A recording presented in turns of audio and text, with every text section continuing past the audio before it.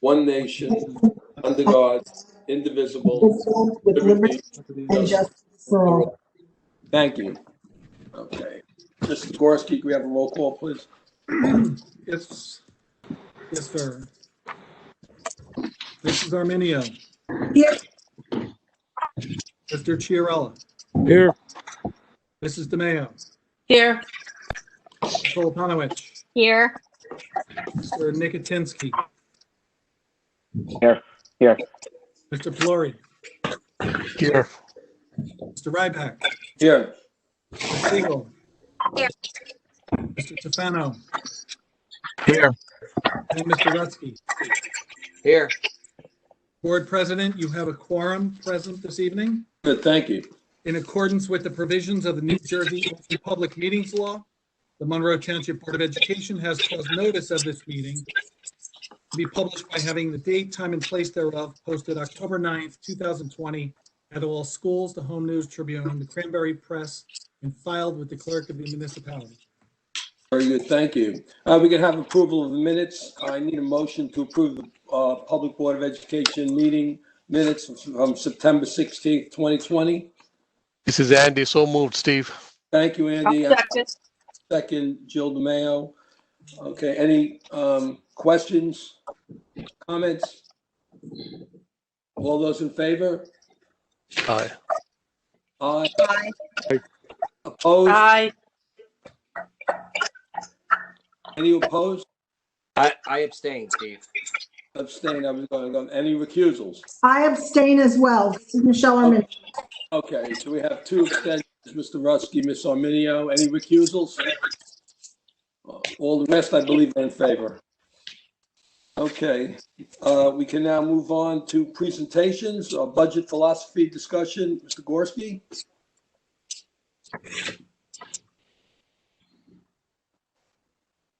Okay, Mr. Reddick, I'm going to start that. Oh, okay. Okay.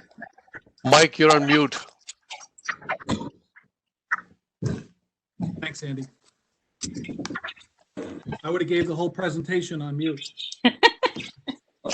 Mr. Polstonelli, can we put up the budget presentation, please?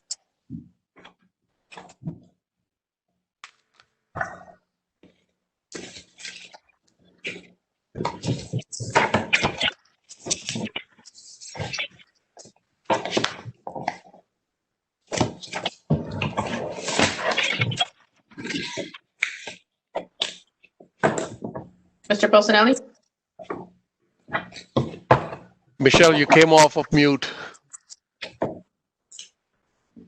Thank you.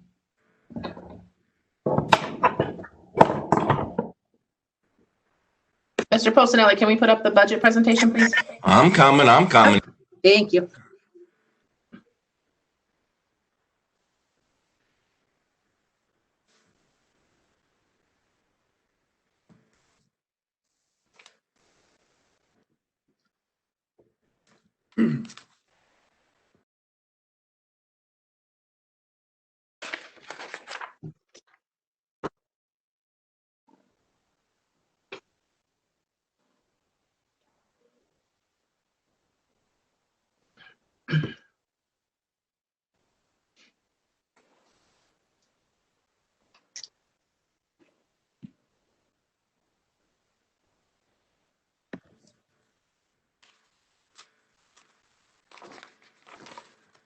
Al, if you wouldn't mind, go back a couple slides, please. There we go. Okay. All right. Good evening, everyone. We are here tonight for the beginning of our budget cycle for the year 2021-2022.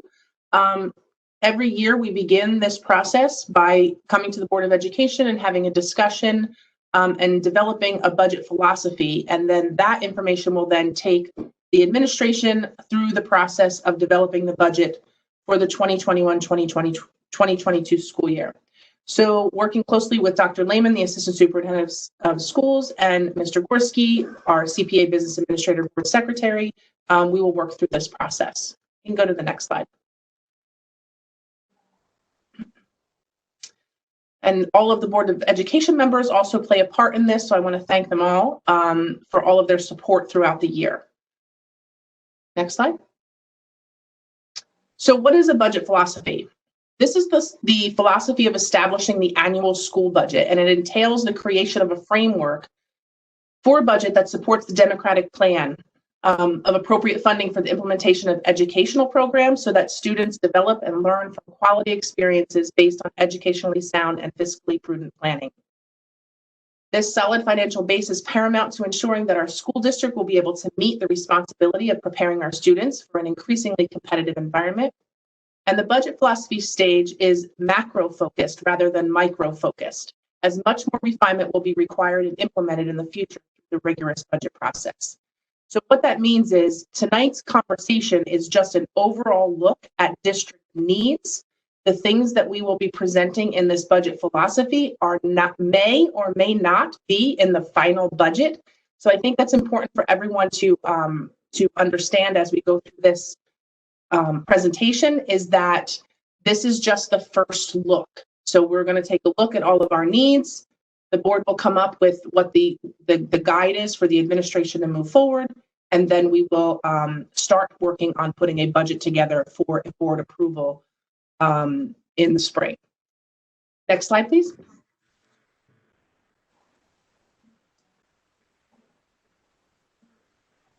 And I'm going to turn it over to Mr. Gorski, who will talk about our current finances.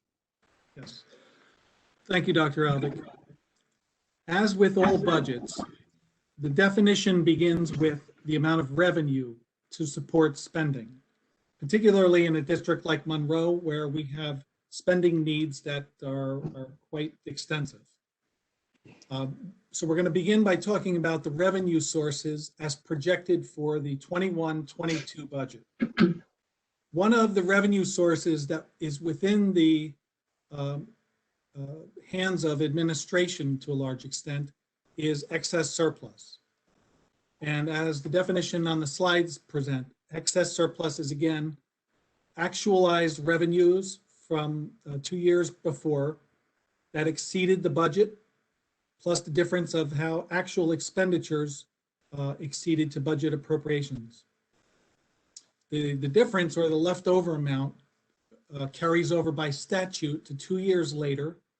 So the excess surplus that was created from the year ended June 30, 2020 carries over to the 21-22 budget year that we're preparing the philosophy for tonight. You see a historical trend here of our excess surplus, and it went from $6 million down to 5, down to an alarming 3.2. From a historical concept, our excess surplus has been about $5 million on average.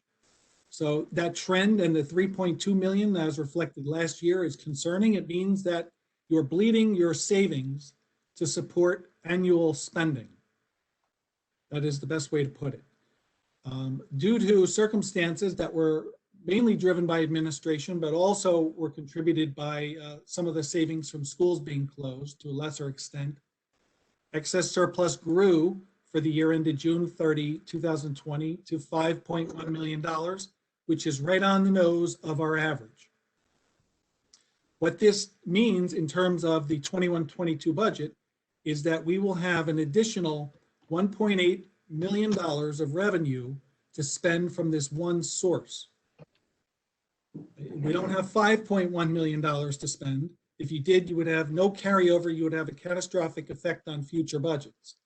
Instead, you have 1.8 million of extra money above last year to support next year's budget. Mr. Pulsinelli? Another area of revenue is local tax levy. And in previous years, we had what's called banked cap or unused spending authority, to use the statutory word, that was created from when the board intentionally went under budget in some previous years, or we received additional state aid awards that were post-budget adoption that the board returned by going under budget. Last year, for the 2021 school year, the Board of Education applied $1,458,098, those yellow items there, which is the full remaining bank cap balance to balance the current year budget, which again is 2021. Now we're working on 21-22, and this slide, which was extracted right from the state DOE budget software, presents that there is no more bank cap available to the district. So that is presenting a challenge because that's a $1.4 million extension of the cap that we had available last year that we no longer. Mr. Pulsinelli?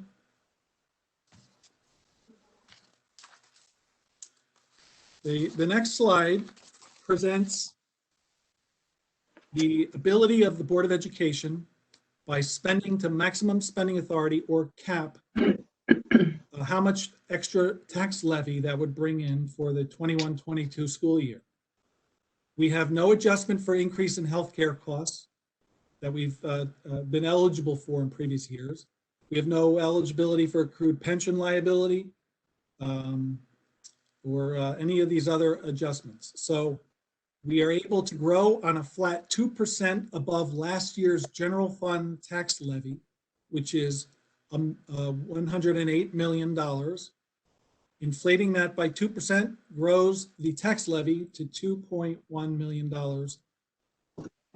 for next year. So that is another additional revenue source. And with the bank cap of 1.8, and now with the increase in the tax levy, which is the statutory spending authority maximum, which grows by 2.1 million, those are your two main revenue additions for next year to support all of the new expenses in the budget.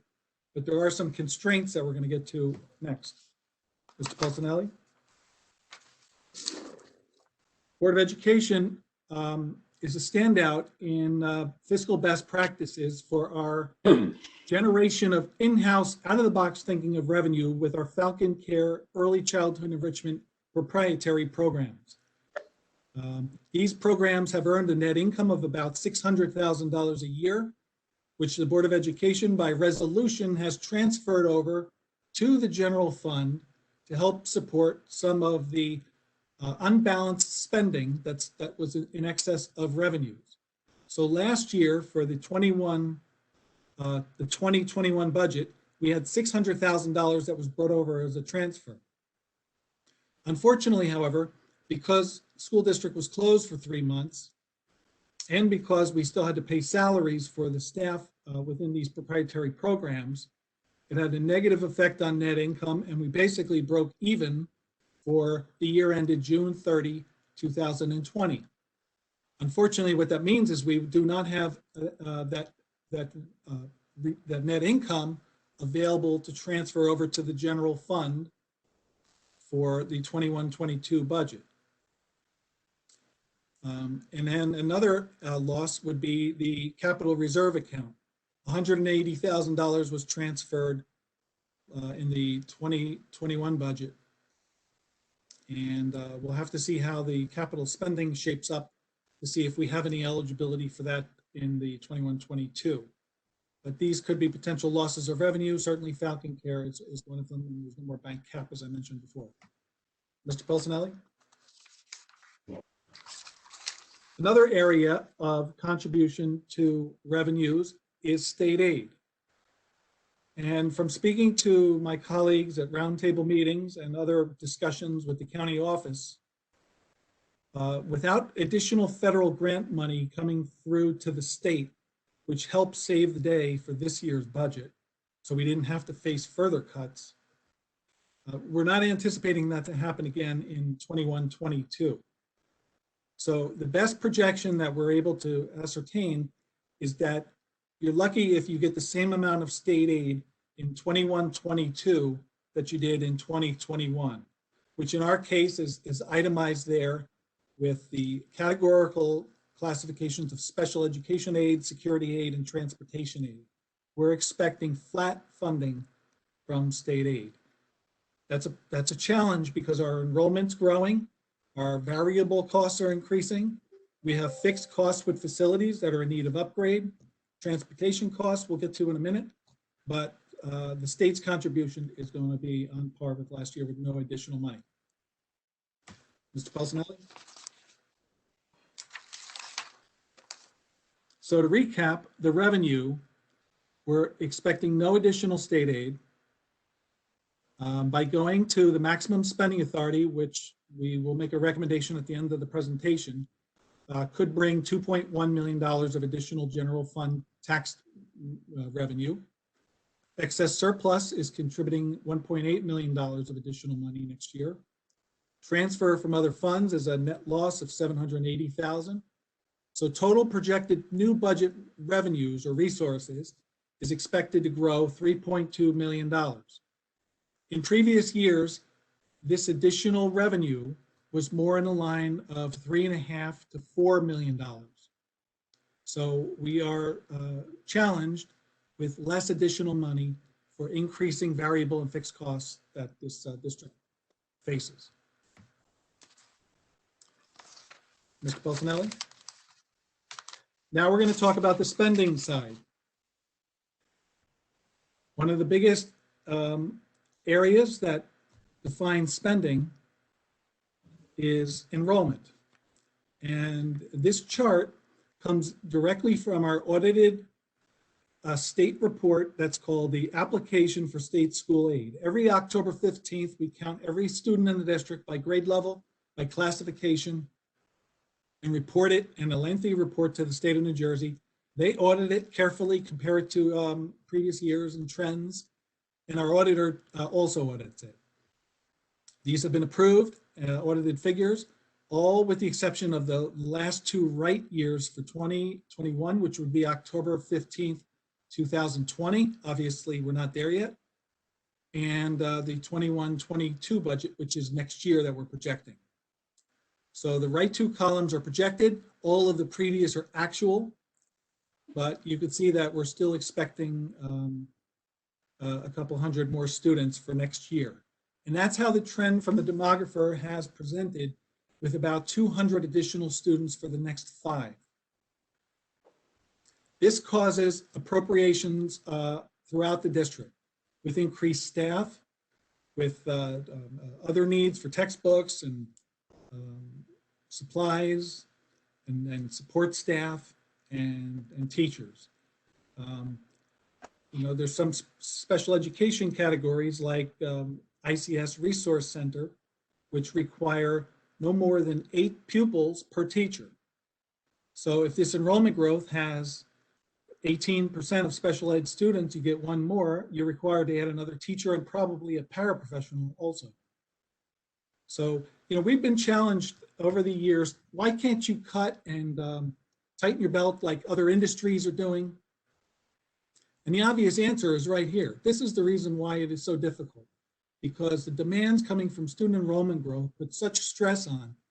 If our enrollment was flat or if it was declining like other school districts, sure, it would be easy to tighten the belt and make cuts. But when you're adding on, and this is across every line item in the budget because of the enrollment growth, we're lucky to keep pace with the revenue growth that we're projecting. Mr. Pulsinelli? These are some of the specific line items of materiality that we're projecting for next year's budget. Salaries and benefits are approximately 75% of the general fund budget. You would expect that from a labor-intensive organization like school districts. And that's a very large cost. Aggregate district salaries are approximately $69 million. There's 2.5% in the budget for salary increases.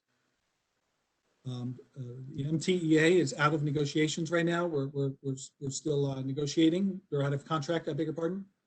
So that could be a variable number. Could come in higher, could come in lower. But you put $2.5 million on 69 million, and it's a very large figure, which eats up a lot of that revenue growth. Health benefits have been projected to increase 5 to 9%. That's the most recent recommendation I got from Gallagher. Now, Mr. Pelori brought up S2676. That's a Senate bill that passed. That is adding a 2.5% tax on health insurance companies starting January 1st, 2021, which will be passed on to employers in the marketplace. So what that means is automatically for next year, we're facing a 2.5% increase in health benefit costs because of S2676, which is a 2.5% tax on premiums. By the way, this is nothing new. We've had to deal with the effect of the Affordable Care Act for several years now, and that has added $400,000 of premium cost each year, according to our health insurance broker. So we've been under 5% increases for the last 7 years on average, which is remarkable, and that demonstrates our negotiating power with the insurance companies. But we certainly have a lot of headwind here, and I'm not making a political statement, but absorbing the costs from the Affordable Care Act and now S2676, which is a 2.5% tax. Health benefit premiums were $26,176,000 and were offset by contractual contributions of approximately $3.8 million by district staff in the 2021 budget. And currently we are analyzing the brand new New Jersey Educators Health Plan and projecting its fiscal consequences on premiums and also employee contributions. It's too early to be able to say what that effect is going to be yet. We're working hard with our board attorney and Mrs. Allen in the business office to try to project what that first year of this new Educators Health Plan will be. Also, keep an eye out for the Garden State Health Plan, which is another lower cost plan coming from the state that will follow this. So there are some unknowns and some variables here with health benefits and salaries, but it is fair to say that with a wage base of $69 million and aggregate premiums currently of $26 million, the slightest percentage increases on those is a lot of appropriation dollars. It's millions of dollars. It eats up most of the revenue growth right here. Mr. Pulsinelli? And I'm going to turn it over now back to Dr. Alvik to go through some of the projected budget appropriations that we've received through our very democratic process of reaching out to the principals, reviewing enrollment trends for next year, charting out what existing personnel we have to predict what additional staff we will need next year.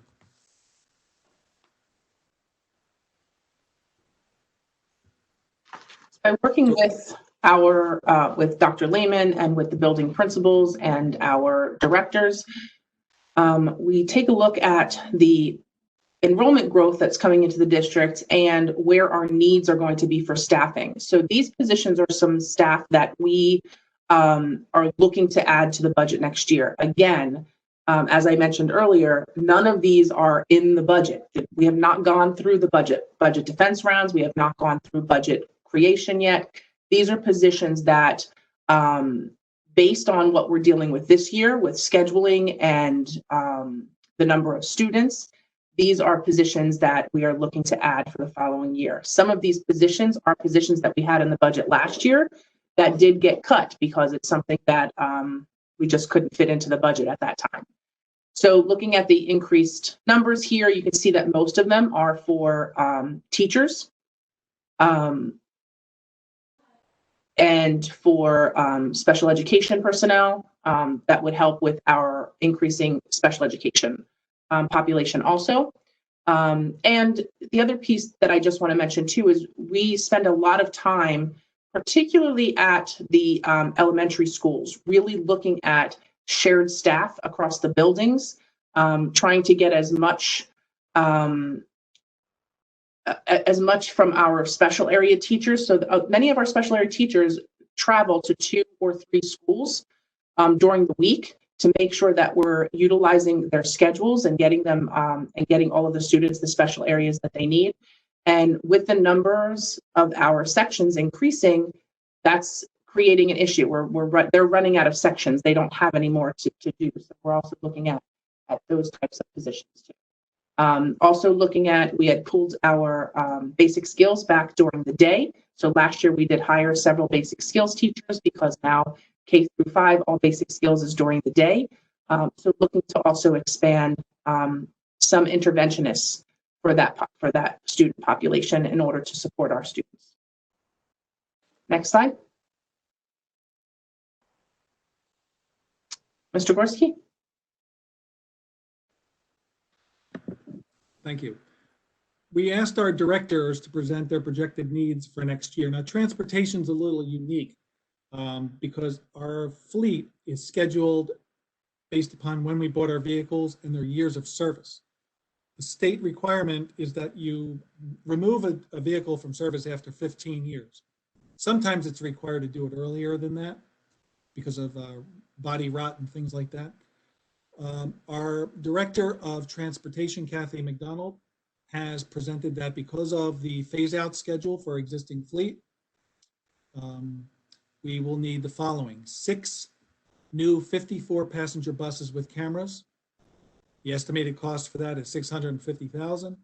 6 additional contracted drivers with benefits, $250,000. 2 additional transportation aides, $34,000. The 6 54-passenger buses are recommended to be replaced due to age and mile restrictions. The other are to enhance fleet, bring back routes from the Ed Service Commission, and better serve the special education population that has had challenges from some of our contracted vendors. Mr. Pulcinelli?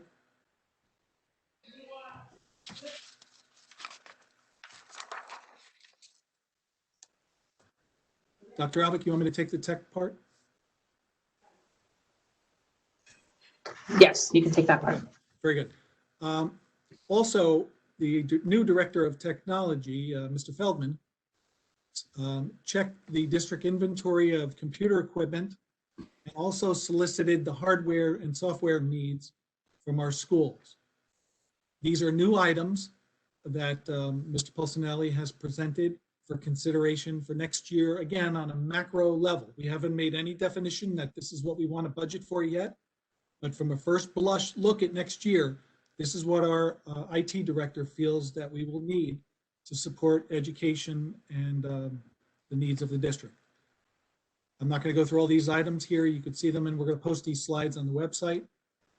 But we also have to do the one-to-one initiative refresh, which is now upon us. Mr. Pulcinelli, next page, please. Here's some additional, these needs come from our facility director. Now, as a preface here, we were at a Building Grounds Transportation Committee meeting recently, and the Board of Education recommended that Mr. Tague, our facility director, present his hierarchy of capital needs for consideration at the budget philosophy meeting. So here it is. We have an extensive amount of district needs that are identified in the long-range facility plan, which is a 5-year projected look forward of all the capital projects that you would need to address and their price tag. These are the priority items that Mr. Tague would like the board to understand. And we are not saying at all that any of or some of these could fit in the budget. Historically, we've had about $2 to $4 million of appropriation room for facility needs. We've done a Herculean job here, budgeting every year for new roof replacements, paving projects, HVAC, asbestos remediation, and so on, that other school districts kicked the can down the road. And it was identified in a Key Post magazine as the fiscal cliff facing New Jersey schools. We have not ever done that. We've budgeted for it as much as possible every year. But you have a large district here with some older facilities, and we have a very extensive list of needs. We have never presented the Board of Education with a repair referendum. And I'm not saying that may not be forthcoming because of the scope of this, but other districts fail to budget for it in a less costly way through the general fund budget, accumulate all these needs, and then put a referendum out where you're now adding an interest component to it. But to go through some of these for the board's consideration, you have to replace the synthetic turf and synthetic track at the Monroe Township High School / middle school, and add additional bleachers. This was an item that made it through defense rounds last year, but was cut with the state aid reduction. The 1997 wing of the middle school needs to be re-roofed. Now, the middle school has several different wings and additions. We don't do all the roofs at once. We do each wing or addition as it needs, it's required. This is the priority one now. If it's not addressed in the near future, it could lead to mold growth like we saw in the Performing Arts Center where we had equipment failure years ago. Speaking of equipment failure, the HVAC at the middle school is beyond warranty and serviceable life. That's $1,150,000 project. That is a very high priority because this was the cause of the mold problem that we had years ago. The system failed and we were scrambling to get it fixed over the summer. And to my recollection, that was what drove the failure of the HVAC. Also, we need to replace deteriorating asphalt. Another important consideration is that where you're looking at a future project, even if it's beyond what you could fit in a budget, it's incumbent upon the board to consider doing some engineering and design work in advance of the project within the budget so that you're ready to go as needed.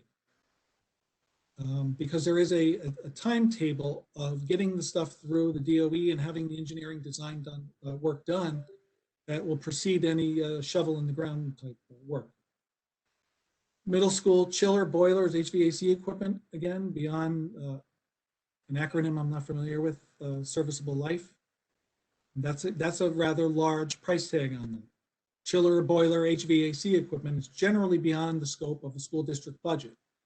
If it's smaller HVAC stuff, you could do it, but $5 to $7 million would be a significant lift, probably beyond the capability of the budget's revenues.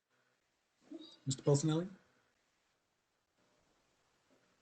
Continuing with facility, beg your pardon, go back one. There we go. The middle school, replace exterior windows with more efficient type operable windows. Unfortunately, years ago, we applied for a ROD grant, which is from the state of New Jersey, that would have reimbursed 40% of the cost of this project, but the Board of Education decided not to, had other priorities that year, and this got deferred. It's still on the list of needs. Unfortunately, the ROD grants are suspended. We're waiting for that to open up again. Mill Lake, we have to remove HVAC equipment from the rooftop, patch the roof, and replace with non-penetrating screens, $140,000. Applegarth School is a conversation all by itself. That school has not had any significant structural upgrades over the years, except for asbestos remediation, where all of the known asbestos was removed. We put extensive filtering on the water coming in, and it got a facelift to make it look more attractive and inviting when we reopened it. Floor tiles, lighting, that type of stuff. But the major components there, the roof, the windows, the boiler, the alarm systems are all well beyond their useful life. The plumbing. We replaced a section of cast iron pipe recently where when we dug around the pipe, the soil was the only thing keeping the pipe intact and it crumbled upon itself. Now, every year we have this school inspected prior to reopening by the county office and our experts, our indoor air quality engineers and so on. And it is safe for staff and students. But because of its age on these major systems, it is subject to failure in any one of these areas that the district has a contingency plan for if that event should occur. And then that brings up a whole nother issue. How do you start addressing these systems at this point? It's almost like having a very aged car where everything needs to be replaced. You don't put a new transmission on a car when you're pouring in a quart of oil a day. The Applegarth, in our opinion and the opinion of experts, needs to be replaced with a completely new structure. That's my opinion, and that's based upon our conversations with architects and engineers over the years. The high school needs modular classroom additions. You recall that the temporary trailer items that were removed from last year's budget are still not procured, so we have a lot of unhoused students at the high school. Brookside has some carpeting and things that can normally be done in the budget. Woodland, replace a chiller, $1 million project for Woodland. Mr. Polsinelli? Also at Woodland, you need replace carpeting, VAT tiles, replace the chiller and HVAC controls at Barclay Brook, $1 million. And the transportation needs a storage shed, Butler building for a salt truck and tractor, which we have sitting out in the elements now.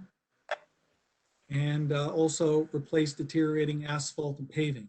We did some around the gas tanks that we replaced in the yard this summer, but the vast majority of the paving needs to still be redone. Mr. Pulsinelli?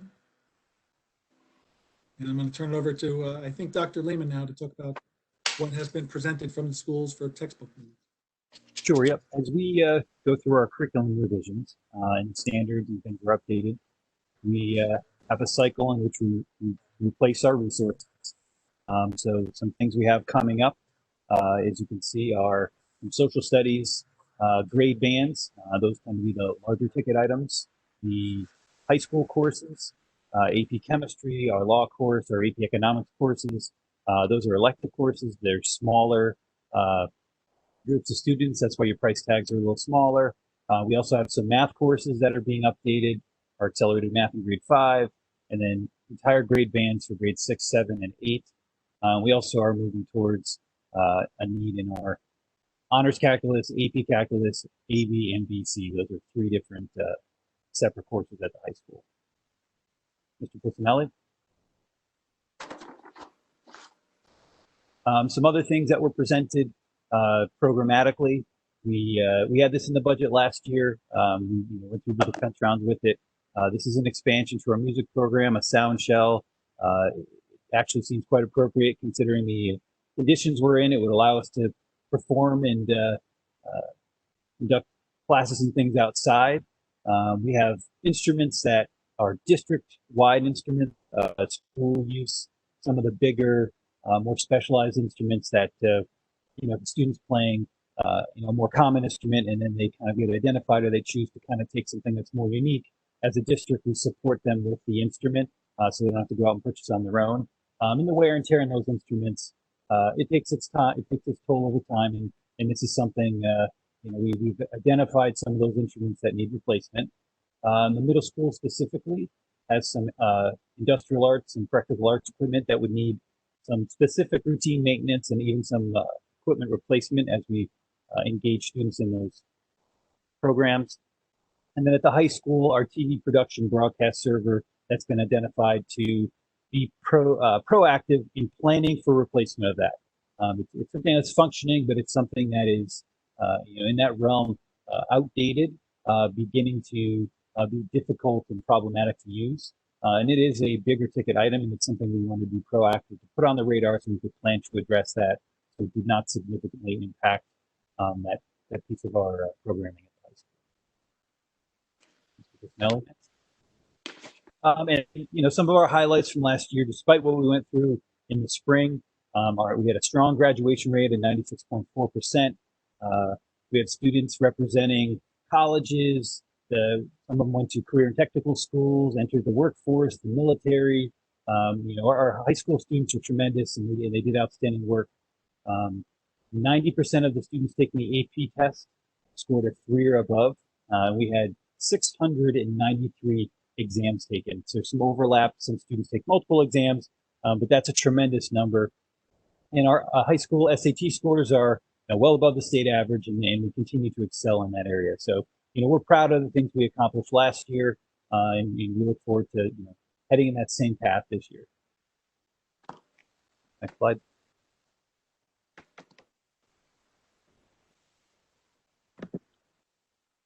And the budget always wraps up with tax consequences. One of the major variables in determining the tax rate is the ratables. Ratables are the aggregate of all the property values throughout town, residential and commercial. From discussions, our ratables grew by 1.36% last year. That's for the 2021 budget. This favorably impacts tax rates, and from previous preliminary discussions with township officials, it's going to be in that range again to slightly lower for what we face for the 21-22 budget. The more ratables that come online, the more the tax base grows, the less everybody's individual tax rate will be, because more are sharing it. It's being spread more diversely through the community. And that's probably one of the only areas where all this growth of homes helps, because there are more people sharing in the tax rate calculation. Certainly, I don't disagree with board members' points of previous that, yeah, but the fixed cost that this puts up on the district with school expansion is, you know, bigger detriment, sure.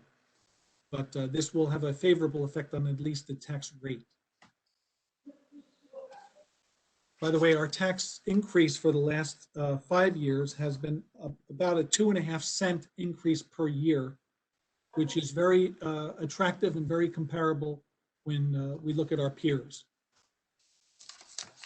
And finally, administration's recommendations. After compiling all this information, you have $3.2 million of revenue growth that is projected for next year. You have appropriation needs that are many multiples of that number. So our demands upon spending are far in excess of the ability to grow the budget by a very finite amount of 3.2 million. Therefore, it is Dr. Alvick, Dr. Lehman, and my recommendation to the Board of Education to prepare a budget that responsibly meets the demands of continuing significant enrollment growth, facility needs, as well as program and service requirements, without exceeding the board's maximum spending authority, while prioritizing the following items subject to restrictions, which will be presented by administration at a later time. Certainly, we want to prioritize construction projects. That's a fiscally responsible thing to do. Not doing that will lead to more problems, mold, deterioration of the facilities at a more rapid rate. Curriculum recommendations. Very impressive statistics that Dr. Lehman just put up on the board. I hope everybody takes a look at them again when we put the slides up. That's through investment in curriculum. And Dr. Alvick deserves a tremendous amount of credit for that for previous years in getting to this point. Salary and benefit increases. We have a very high wage base here. Even a conservative percent of 2.5, which is in the budget, is a significant appropriation addition for next year. We would like to budget more money there if we had the revenue and the resources available. Transportation recommendations. We need to meet the schedule and the recommendations of the director. Other programs is recommended by administration. And certainly every year we review all non-mandated programs and services, because we are going to have, again, a very difficult time balancing the budget and getting the revenues to equal the appropriations because of the unbridled needs throughout this district. In conclusion, I would like to certainly thank all the teachers, supervisors, Dr. Lehman and Dr. Alvick, Laura Allen, and Nancy Tagliaferro, my secretary, who helped with the pretty slide presentation. And now we'll turn it over to the board for discussion. Any questions from board members? Mr. Gorski, I have one. I'm sorry, did anybody have a question? Ken? Steve. Just about everybody has a question, Steve. Yeah, I see, Andy. Thank you. So, man, I just have a couple quick questions. One is, do the buses, in the list it says that the buses have cameras? Are they the new buses? Would those also have external cameras? That's my first question. My second question is, do we anticipate shared services with the township for things like paving and that sort of thing, where they have the machinery and where we could buy the supplies and maybe cut some savings there and work on our paving needs? And that's it. That's what I. Mr. Ryback, what has been presented so far for the buses is internal cameras. All of our bus fleet and our specs with our contractors require camera and audio for the internal components of the buses. That has actually helped reduce our insurance rates. If you're referring, Mr. Chiarella, to external cameras to protect the lot and where we park the buses, that could be added to some of the areas with the paving and the asphalt upgrades. That would probably be the time to add a pole and some cameras when we do that. But specifically, this is just internal cameras. As far as shared services with the township, that is a great recommendation. If you look at our budget that is currently on our website, we have 3 pages of shared services, many of which involve the township. You know from being the BGT chair of previous that we engaged in a shared service for our diesel tanks where the fire department uses our diesel. That eliminated an underground tank at the fire department and brought in $1,000, $2,000 a year revenue to the district for administrative costs with that. So absolutely, our goal is always to look for shared costs and shared services and share the costs when we can. Mr. President, Yes, Andy, go ahead. Andy Pulray. First, I want to thank you guys for putting a very comprehensive presentation of budget philosophy, and that's probably the most depressing presentation that I ever heard. If people think that the job of being an administrator in Monroe Township School District is a bed of roses, so you got something else to worry about. But I do have a bunch of questions that I want to ask you. Looking at the enrollment first, you talked about October 15th, which is tomorrow. Based on the superintendent's report that's in the agenda today, it appears that the total number of students is 6,922. And the last couple of years, based on the slides that you're showing, has been less than somewhere in the 40 to 50 student range over the last couple of years. However, you're projecting over 7,100 and something, which is almost 250 to 300 students more. I know that there is a study that kind of predicts these things, and I know we have an expert come and do that work, but I question it. Looking at the linearly, unless there is a reason for a spike, that number needs to be looked at a little bit more carefully as well. That's number one. Number two is you talked about adding 6 new buses because you're replacing existing 6 buses because they have been past their lifetime, over mileage, what have you, which I kind of understand and agree with. But then you said that you need 6 additional drivers. I'm assuming that there are drivers who are driving the 6 buses that we're replacing. So I didn't quite understand the logic behind those. Third question is, you showed a slide that showed that we were about 128 in the state. That's simply not acceptable. It's not acceptable to the citizens. It's not acceptable to anyone else. I think we need to up that ranking as high as we possibly can. And we're number 8 in the county. That's not good enough. I think we need to be much higher than that. And I'm sure you all agree with me that that's what we need to aspire for. So the last question I have is the roof on the middle school. Middle school, if I recall correctly, is a flat roofed building. Typically, when you have a lot of rain and snow, everything else, the roof, it's probably not a question that you're going to answer, but I definitely would like to consider, have you guys think about it. When on a flat roof, the load of the snow and rain seem to accumulate and definitely impacts the structural stability.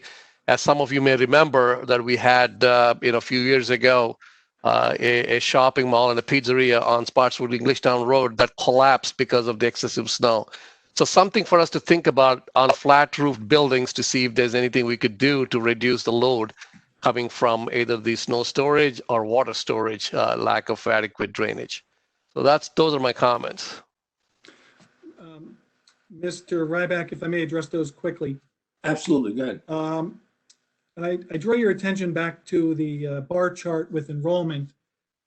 The first 6 years of data there is audited and comes from the ASSA count as of October 15th. The average of those 6 years is about 150 additional students a year. That's where we've been trending historically.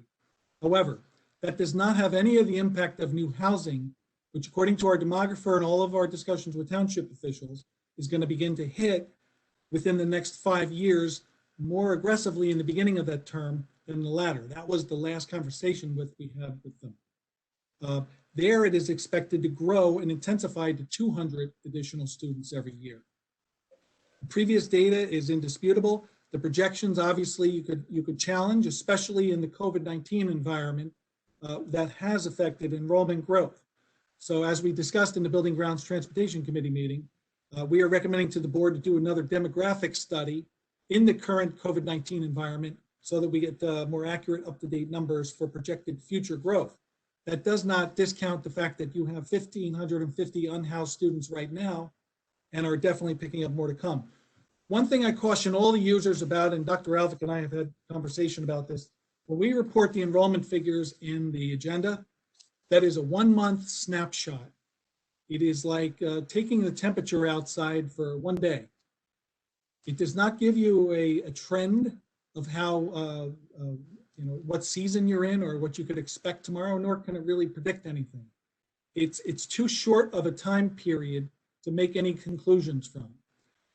So I don't rely on that monthly information for anything other than read and entertainment, but that's why the state of New Jersey requires these counts to be annually at the same time on October 15th, where there's no other variables affecting it.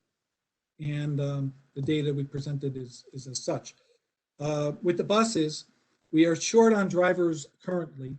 We've been trying to advertise there's a national and statewide shortage on bus drivers. So we could absolutely use more buses. And as we bring back routes from the commission, we're going to need to bring on more staff. That is an ultimate benefit to the taxpayers and everybody else here, because to have a driver and a bus in-house is actually beneficial in many ways. The other thing is, you talked about the roof at the middle school. Certainly your thoughts about flat roofs are shared with the State Department of Education, because specifications for new schools would no longer be approved with flat roofs. It has to have a pitch, because everybody recognizes that when the water runs off the roof, it's got a better longevity. However, if you have an existing structure with a flat roof, you're subject to replacing it without doing material upgrades to create pitch. Some of the building materials now are better and hold up a little more, according to my understanding. But without majorly changing the whole roof structure, which is engineering and so on, we're stuck with what we have. Thank you, Mike. Any other board member? Mike, I do have some questions. On the Applegarth School, just to clear up things, the budget, you're saying $12 to $15 million more or less to make these repairs, but yet the recommendation was to build a new school because it would come out to a lot more than this if we started making these repairs. In my I just opinion, wanted to clear it up, yeah, from discussions with Mr. Tague, our architect, and the district's engineer, with a facility like Applegarth, when you begin opening up the walls in a facility that's of that age, where some of the structures go back to the 1930s, you don't know what you're going to find. And it is more costly than new construction. That's not my opinion. That's coming directly from the architect. Right. Plus, a lot of these, once you start repairing and working on them, are going to require upgrades to bring it up to current code. So you're going to be investing in a lot of these areas as opposed to just replacing them. The recommendation from the architect, the engineer, Mr. Tague, and everybody who I've spoken to on this topic is you're playing whack-a-mole by repairing that building. It would be more costly in the long run, and you get much more value and utility out of a new structure. Okay, thank you.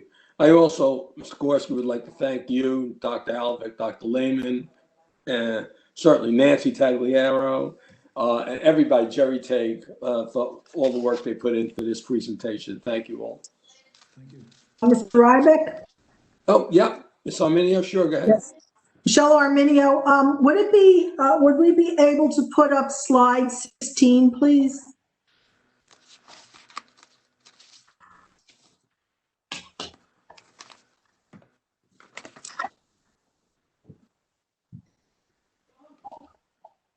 Could we get slide 16 back up?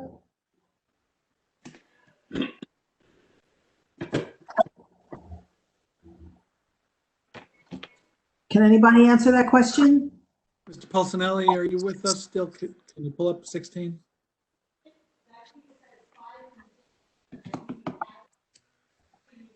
Bear with us. When we in the effort of saving some time, it talks about high school modular classrooms addition, and does it say 12 to 15 million dollars? Why is this presentation not? What you? Pulcinelli, you're live and Why on. is this? Hold on, coming. So, Minio, could you repeat your question, please? Yes, I believe that's, somebody's got to mute there because I hear background noise. I don't know if it's Mr. Rybeck or somebody else. But my concern is the modular classroom addition and school. And it talks about 13 classrooms, 3 SGI rooms. What's SGI rooms? Small group instruction. Okay, so 13 classrooms plus 3 small group instructions, that's modular as well? Or is that something already within the school that we can switch? No, that would be modular as well. And that was part of the presentation that we did, I think it was back in May, for the recommendation for a referendum at the high school. So that's where that And information am I comes from. reading this correctly? Does it say plus or minus $15 million? Yes, for that part of it. I thought that modulars were, I thought we could do something like that for under 10, 13 classrooms. I mean, I think there was some actual, work done that those were less money than that. Ms. Arminio, I would just say the purpose of this whole presentation is to give you food for thought of what we're looking at next year. Don't take the numbers to heart per se. This is just to help give you a general understanding. I'm not sure exactly what the source of that estimate is from, but certainly you're looking at whether it's 10 million or $15 million, a significant investment that's upon us in the future to expand the classes at the high school. So, by the way, whether it's 10 or 15, it most likely will not fit in a school district budget. It's food for thought for potentially a referendum down the line or getting added to a separate referendum as another project or something along those lines. But we wanted to disclose everything to you here and say, this is what we're looking at. okay, well, I mean, in the past, we've seen these kinds of numbers, and then if we all agree and approve this a budget philosophy, it almost feels that we get stuck with these numbers.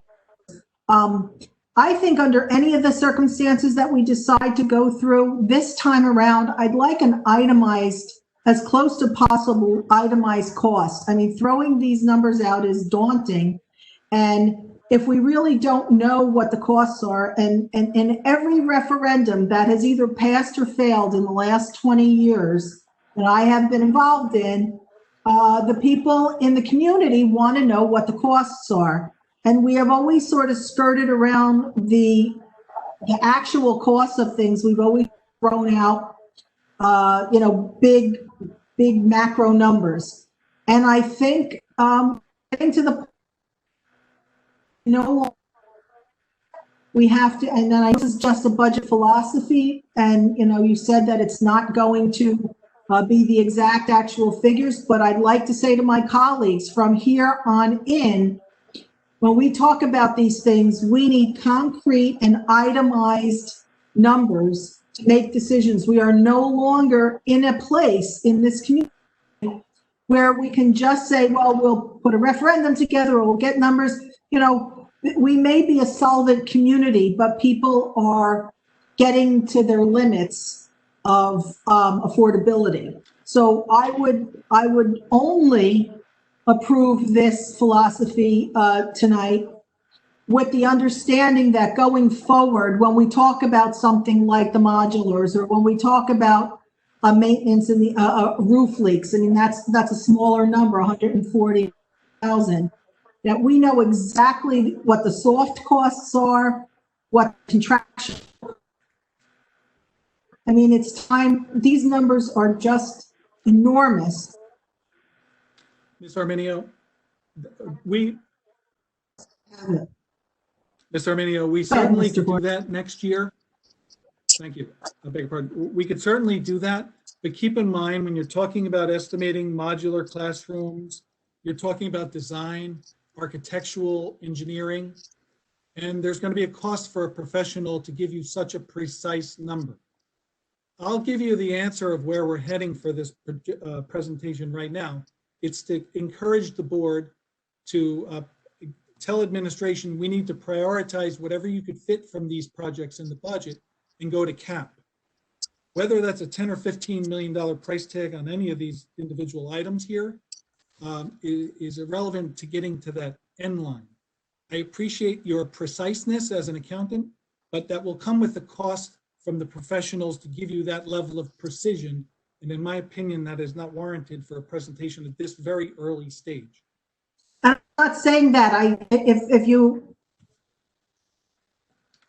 what I said was going forward from this to put something, again, we've thrown around, and I'm just taking the modular classroom additions as an example. We've thrown around numbers. I believe there's a report out there or some kind of basis for these. There's got to be some kind of basis for these numbers, and they should be available to the board.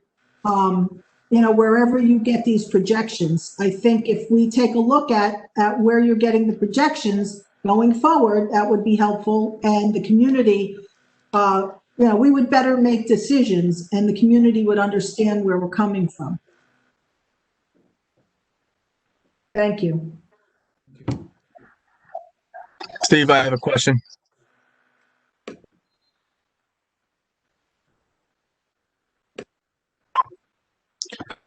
Steve, I have a question. You might be muted. You're muted, Steve. Muted. Yeah, go ahead. I'm sorry. I was muted. Mike, on the facilities infrastructure projects, we projected that to be about $40 million to straighten out everything on that list. That list has grown to be $40 million because of, basically kicking the can down the road. 15 million of that is repairs at Applegarth. Is that correct? That's approximately correct. I do have to take exception with kicking the can down the road. That implies a disregard for budgeting for what you can do each year, which I assure you, over the past decade, the board has responsibly budgeted as much as possible within the revenue portfolio that we have for facility upgrades. You have a lot of facilities here. Some are quite old, and I think it would be fair to say that the needs are exceeding the revenues at this point, but we never ignored or just disregarded these projects. Well, that wasn't my intent for saying that, so I apologize. But what I meant to say was this stuff didn't just happen overnight. It happened over years. And I understand that maybe the finances weren't available. My question to you is, out of that $40 million, approximately $15 million is from Applegarth. Do we have a projected cost of what a new school at Applegarth location would cost?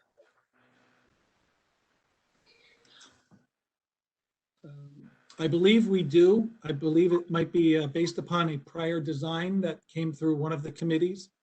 It's beyond the scope of this presentation, but I could be happy to investigate that tomorrow for you. So you don't know the exact number of that? No, I beg your pardon, I do not. All right, thank you. Okay. Anything else, Peter? Any other question? No, I'm good, thanks. Okay. Sure. Any other board member? Okay. Not seeing anyone. Mr. Gorski, do you have anything else to close with? No, thank you. In recap, on behalf of Dr. Alvick, Dr. Lehman, we want to thank all the staff contribution to this. This took a lot of work. It is our encouragement to the board to go to maximum spending authority. Our outflows are certainly exceeding our inflows. And by spending or budgeting any less than to cap, in my opinion, I'm going to use a strong word here, would be a disservice to the community we need to keep up with these expenses, particularly some of these facility needs, or we're going to pay a very high price down the road. Okay, thank you. Thank you. I guess we can move on now. We have committee reports. Any committee chair? Mr. Rutsky, beg your pardon, Mr. Ryback. Ryback. Mr. Rutsky was going to, I believe, move a motion for. Okay, I wasn't aware of that. Okay. Mr. Rutsky? Yes, sir. Let me just find that. Hold on. Thank you, Mike. I know I have that here somewhere. It's working two iPads here, trying to have my notes is sometimes easy. I have it in front of me if you would like me to read it. I think I'm going to need you to do that, Mike. Okay. It is recommended by Mr. Paul Rutsky, Chair of the Finance Committee, that the Board of Education establish and adopt a budget philosophy for the 2021-22 school year, which tasks administration to prepare a budget that responsibly meets the needs and demands of continuing significant student enrollment growth, facility needs, as well as program and service requirements without exceeding the board's maximum spending authority, also known as the cap, which would necessitate going out to a vote while prioritizing the following items, subject to the restrictions presented by administration. Number one, construction projects to be recommended by administration on a priority basis. 2, curriculum recommendations to be recommended by administration. 3, salary and benefit increases at a conservative range due to their contingent status. 4, transportation recommendations recommended by administration. 5, programs as recommended by administration. And 6, administration is tasked with reviewing all non-mandated programs and services with the elimination of some existing as a possibility. This action by the board will enable the board to fulfill its educational responsibility to district students in a thorough and efficient and fiscally prudent manner while concomitantly ensuring the maintenance of district resources and facilities. It was moved by Mr. Rutsky. I do move that. We have a second? I second. Mr. Mayo seconds it. Any questions, comments? I do. Michelle, yes.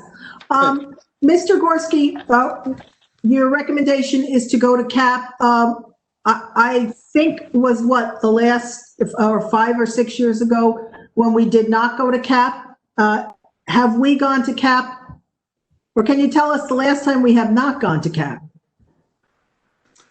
From my recollection, it was 3 years ago. We went slightly under cap with a priority of showing fiscal responsibility to the community.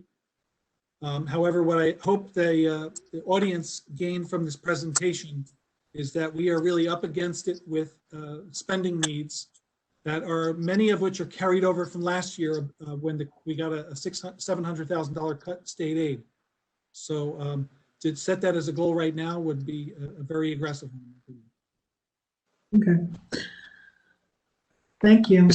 Mr. President, this is Andy Pelori. Go ahead, Andy. It's more not a particular question. It's philosophical in the sense that I know Peter said kicking the can down the road, and you didn't like it, Mike, and I wouldn't like it either. But the matter of fact is we are in this situation that we're in because the can has been kicked down over years. But the point here is not point fingers at what happened in the past, but here we are now, and we need to make a change. I think Applegarth is a liability issue on this district. I strongly believe that. And I think we need to start looking at tightening our belt within the constraints of the cap and everything else. Start putting a little bit of money away so that we can start approaching fixing Applegarth sooner than later and not rely on anyone else. I know it's a hard ask, but I think with the COVID, with the remote learning, I think we need to go back to the drawing board a little bit and look at ways to save some of the spending in all categories across the board. I mean, if the state comes back and says, I'm not going to give you $6 million because, I'm borrowing almost $4.4 billion to balance my budget, what are we going to do? Right? We're still going to survive. So why can't we start looking at the budget from that perspective and see if we can put away $3-4 million, maybe this year and next year, and maybe we get to a point where we can do something with it and not wait for the future boards to kind of scramble to do something at that point. That's just, like I said, it's a philosophical thing. But I feel very strongly that we are kicking the can down the road. Mr. Pelori, during the month of June, that's an excellent recommendation. We could present to the board what our really rough number is as far as excess surplus next year, next June. And then the board could decide to transfer some of that excess surplus into a capital reserve account. That is a dedicated account to meet some of these facility needs that are in your long-range facility plan. That's the vehicle for saving money and squirreling it away for facility needs. Unfortunately, you would be competing with a lot of other demands for those dollars. I understand. To Michelle Arminia's point about the cost estimating, I know that you need some designs to be able to give an exact number, but I think there is also a knee-jerk reaction, or gun-shy rather, about giving numbers, because if it goes over, they're going to be scrutinized. So we're adding contingencies after contingencies. I don't think these numbers should be as high as they are, especially in this pandemic. I think we should be able to get some reasonable quotes. That's something that I really would like to see, a more thorough breakdown of what the contingencies are, if not the cost of it itself, to see what the real number is.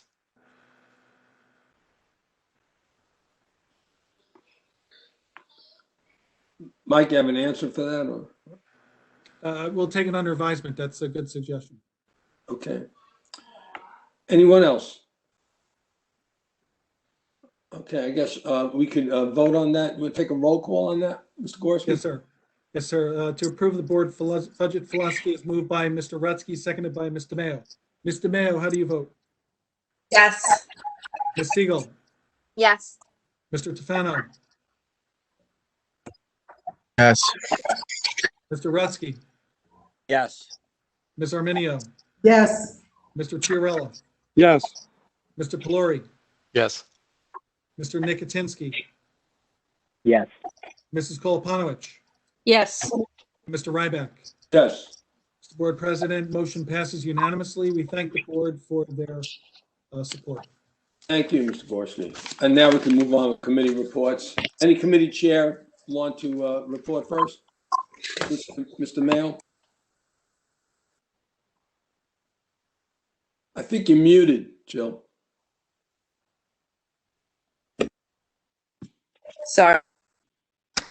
The curriculum committee met tonight and we reviewed two documents. We reviewed Civic Action in a Democracy. It's a half-year course at the high school.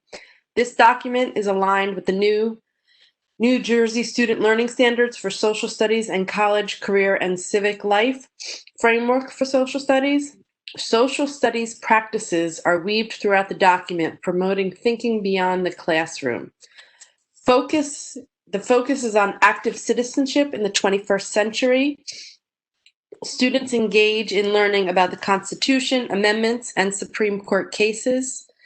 They do engagement assessments and projects which are written into each unit that allow students to engage in activities that broaden their civic mindedness and awareness of government and the greater Monroe community at large. Units will examine the Constitution, its amendments, Supreme Court, and impact of government on our lives. The second document we reviewed was Teen Prevention Education Program. Hold on. This is also called Teen PEP. The Teen PEP sexual health class is an elective or an alternative health class that carefully selected high school seniors choose to enroll with parental approval. Students submit an application and are interviewed by faculty advisors. The students who enroll in the Teen PEP course become a cohesive team of trained peer educators who are knowledgeable, effective, and capable sexual health advocates and role models. They attend the Teen PEP class daily or the equivalent, where they receive the information about sexual health and the skills needed to facilitate innovative preventive outreach workshops. Once peer educators master the information and skills needed to educate others, they conduct structured and scripted outreach workshops under the supervision of their faculty advisors to appropriate audiences identified by each school's Teen PEP stakeholder team.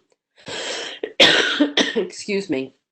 The Team PEP faculty advisors receive special training, as faculty advisor training is key in equipping advisors with the skills needed to manage a successful Team PEP program. And we also were shown a video by Dr. Lehman about the remote hybrid model that we're moving toward in November. And I asked him to present that to the board, so I'm not going to talk about that because we will be seeing that. Thank you. Thank you. Any other committee chair? Mr. Ryback, it's Rupa. I do have a policy report. Sure, Rupa, go ahead. Okay, so good evening, everyone. The policy committee met on this past Wednesday, and reviewed policies that are on the agenda for first read this evening. The first policy we reviewed was policy 2464, gifted and talented students. This policy and regulation have been updated due to a new law that was passed and is in effect for the 2020-2021 school year. The revisions include requirements regarding the accessibility and development of the Gifted and Talented Education Program, submission of an annual report to the New Jersey Department of Education, a complaint procedure for individuals who believe the district has violated NJSA 18A:35-34 through 18A:35-39, and notice requirements for the district's policy on gifted and talented education programs. And the regulation guide was also updated based on guidance from Strauss-Esme. The regulation guide is supposed to be unique to each school district and should include the details of the school district's program. Most importantly, all school districts must have a board-approved gifted and talented program for students in grades kindergarten through 12. And this program is mandated, and the policy has to be updated by the board. And the second policy and regulations we reviewed were policy 8320, personnel records. The policy and regulation update is from Strauss-Esme. These are both mandated policies. Policy and regulation 8320 have been revised to provide additional guidance regarding public access to personnel file information. NJAC 6A:32-4.3 requires a Board of Education to make certain employee records and information available for public access pursuant to NJSA 47:1A-10, the Open Public Records Act, OPRA, but in accordance with NJSA 18A:6-120. A new section G has been added to our regulation guide that outlines the records that are available for public access. Policy and regulation guides are now mandated, as the information regarding public access to personnel files is a legal requirement, and both have to be adopted by the board. And the last piece or item that we went over was our education piece that we're presenting through the policy committee. We are presenting the chain of command, which comes directly from New Jersey school boards. So I'm just going to share this information. Sometimes board members are contacted by members of the community with questions about individual students or other issues in the district. When that happens, board members should immediately refer the person to the appropriate member of the school staff. If the person doesn't get satisfaction at that point, they should continue up the chain, for example, from teacher to principal to superintendent, and if necessary, a meeting with the Board of Education. By going to a board member, a concerned citizen may believe they are going right to the top in a school system. Unfortunately, this practice actually impedes the solution because it creates morale problems, complicates communication, and involves board members in matters that are outside their area of responsibility. Let the chain of command work. The Board of Education should preserve its role as final arbiter on issues that have not been resolved at other steps in the chain. No one individual board member has the authority to make any decisions on their own. Any decisions need to be made by the Board of Education at a public board meeting. And that concludes our report. Thank you. Any questions for Ms. Siegel? And I'm sorry, Mr. Mayo, is any questions for Mr. Mayo?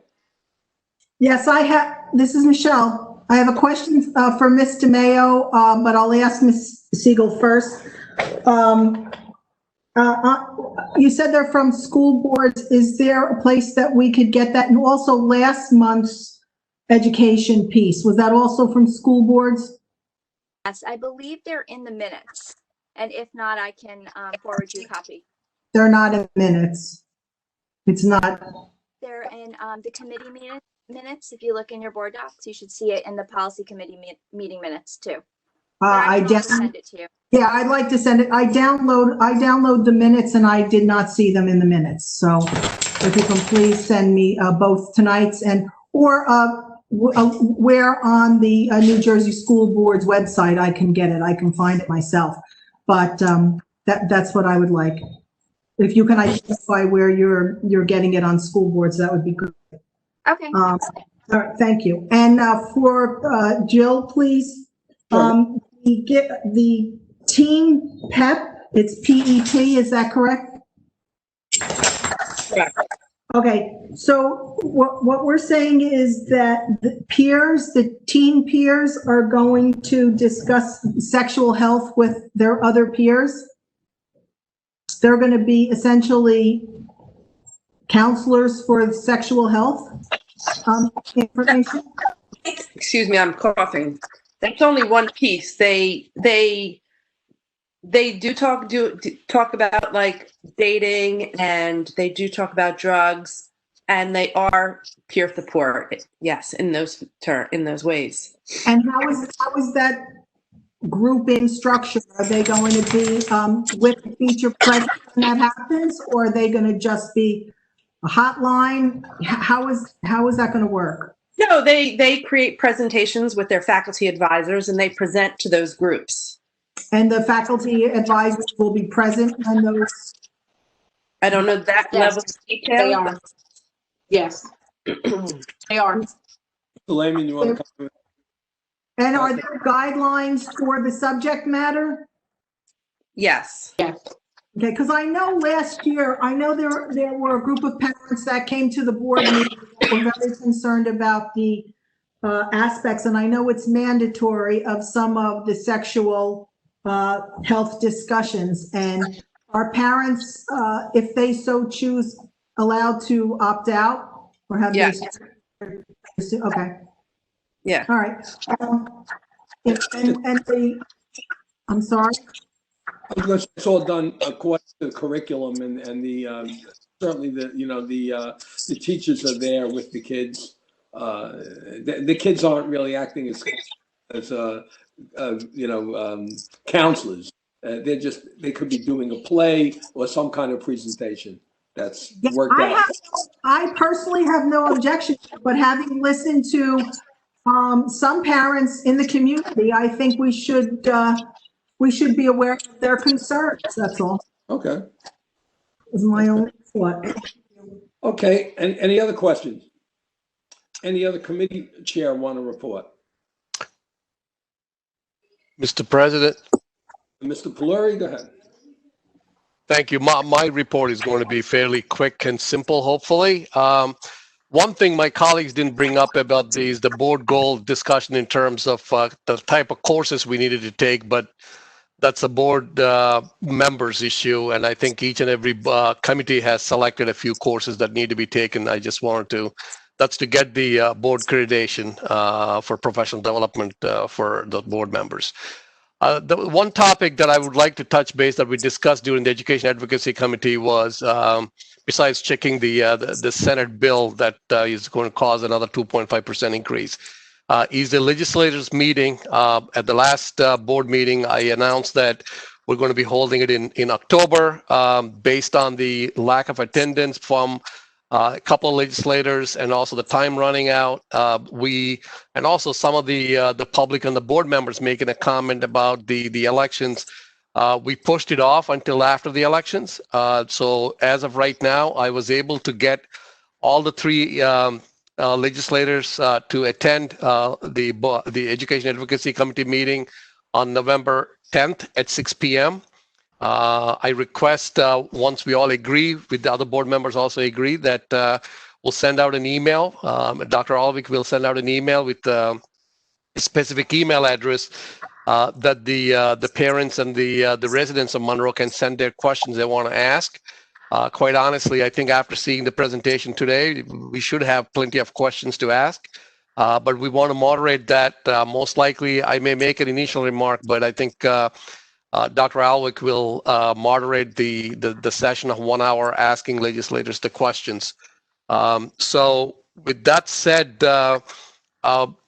is the board okay to have Dr. Alwick send out an email with the email address I believe she shared with all of us, where the comments will be sent to? And there's no need for any of the board members to get involved unless they really want to. And I think, Mike, I thought you agreed to compile them and share them with all the board members.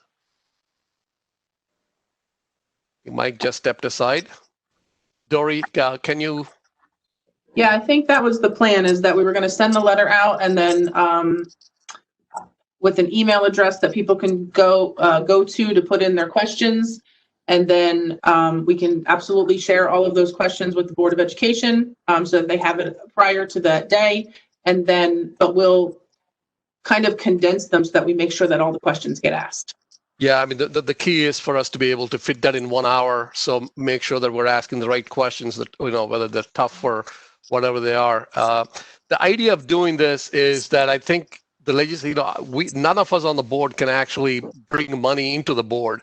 All we can do is bring the Commissioner of Department of Education, which we did in January, and we continue to work with the legislators who are elected to support us. And I feel that at some point of time, they need to see our issues and at least understand where we're coming from and fight a little harder than they are fighting right now to get some money here, and also give our citizens an opportunity to ask the questions that normally they don't get to ask. So with that, Mike, I think when you stepped aside for a second, I volunteered your time because last time you said you would like to gather all the questions and compile them and then share with the board.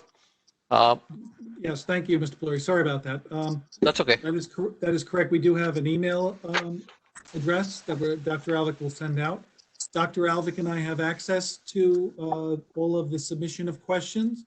We are not going to censure or eliminate any of the questions, simply compile them. So if, for example, the same question is asked 10 times, we'll repeat the question once times 10, something along those lines.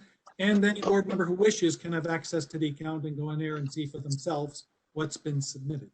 Yeah, I think that'll be good. Let's make this as transparent as we possibly can, with no special interest taking over or having the same question asked time and again. Like I said, we're going to get about 45 minutes to 50 minutes or so. Let's use it as wisely as possible to get the questions answered. That's all I have, Mr. President. Thank you very much. Any other committee chair? A question? Board President Michelle Arminio, I'd like to ask Mr. Polari a question. And you'll go. Sure, you'll be next. Just very quickly, will you be giving the questions to the panel before that evening? Are you going to share all the questions with our legislators? The answer is yes, because what I would like to see is if there are questions they can't answer, I would like to see maybe somebody from the Department of Education to come to the meeting to answer some of the questions. Okay. Thank you. I just have a quick question about the mechanism for the email, because is it possible that we can form online? My fear is just that we're going to have, maybe there'd be some concerns in the questions that we'd have access to those, and then maybe could figure out who they are from there. I'm sorry, I didn't hear what you said. I think we were getting some feedback. I think if I can repeat what Ken is asking, I think he's worried about the origin of a question that's coming from public, if they want to stay anonymous. Is that what you're saying? If it's possible to maybe have a form on the website where there are questions in, instead of just emailing and then having all those email addresses sitting there. Oh, I can't answer that. Dr. Alwick, can you answer? I'm pretty much anything that anybody does online can be tracked. So, anybody who wants to be anonymous, I have no problem if they, I don't know how we would do that. I can check with tech department to see that. You're talking like just to put a form on that they could just submit it. Yeah, Question. I'm just thinking that some people are fine with just sending their. You might limit how many people want to get involved if they think their emails are sitting on a server somewhere, one might harvest them or whatever. Especially when you just said we could have access, board members could have access to view those. There's the potential there that we might recognize email addresses and that kind of thing, and that might stop some people from submitting No. questions. So Ken, no, I don't think the intent, at least from my perspective, is not to have the board members see the emails. Once the email comes in, I'm hoping that Mike and his team are going to put it together in a spreadsheet and share the spreadsheet with us. I don't think we need to see who the person who's writing an email. Am I correct, Mike? That is true, but I believe Mr. Chiarella's concern goes to Oprah. Somebody could Oprah the email, find out who the sender is. Oh, Plus, the board members can pop in and see who the sender is before it's compiled, and hypothetically speaking. Could somebody send the hard copy in, just by regular mail? But we did that when we had the referendum questions. We did that. I guess I'm confused though, because I thought at the last meeting when we talked about it, the board wanted to know the questions in advance. So I'm not sure how to do both.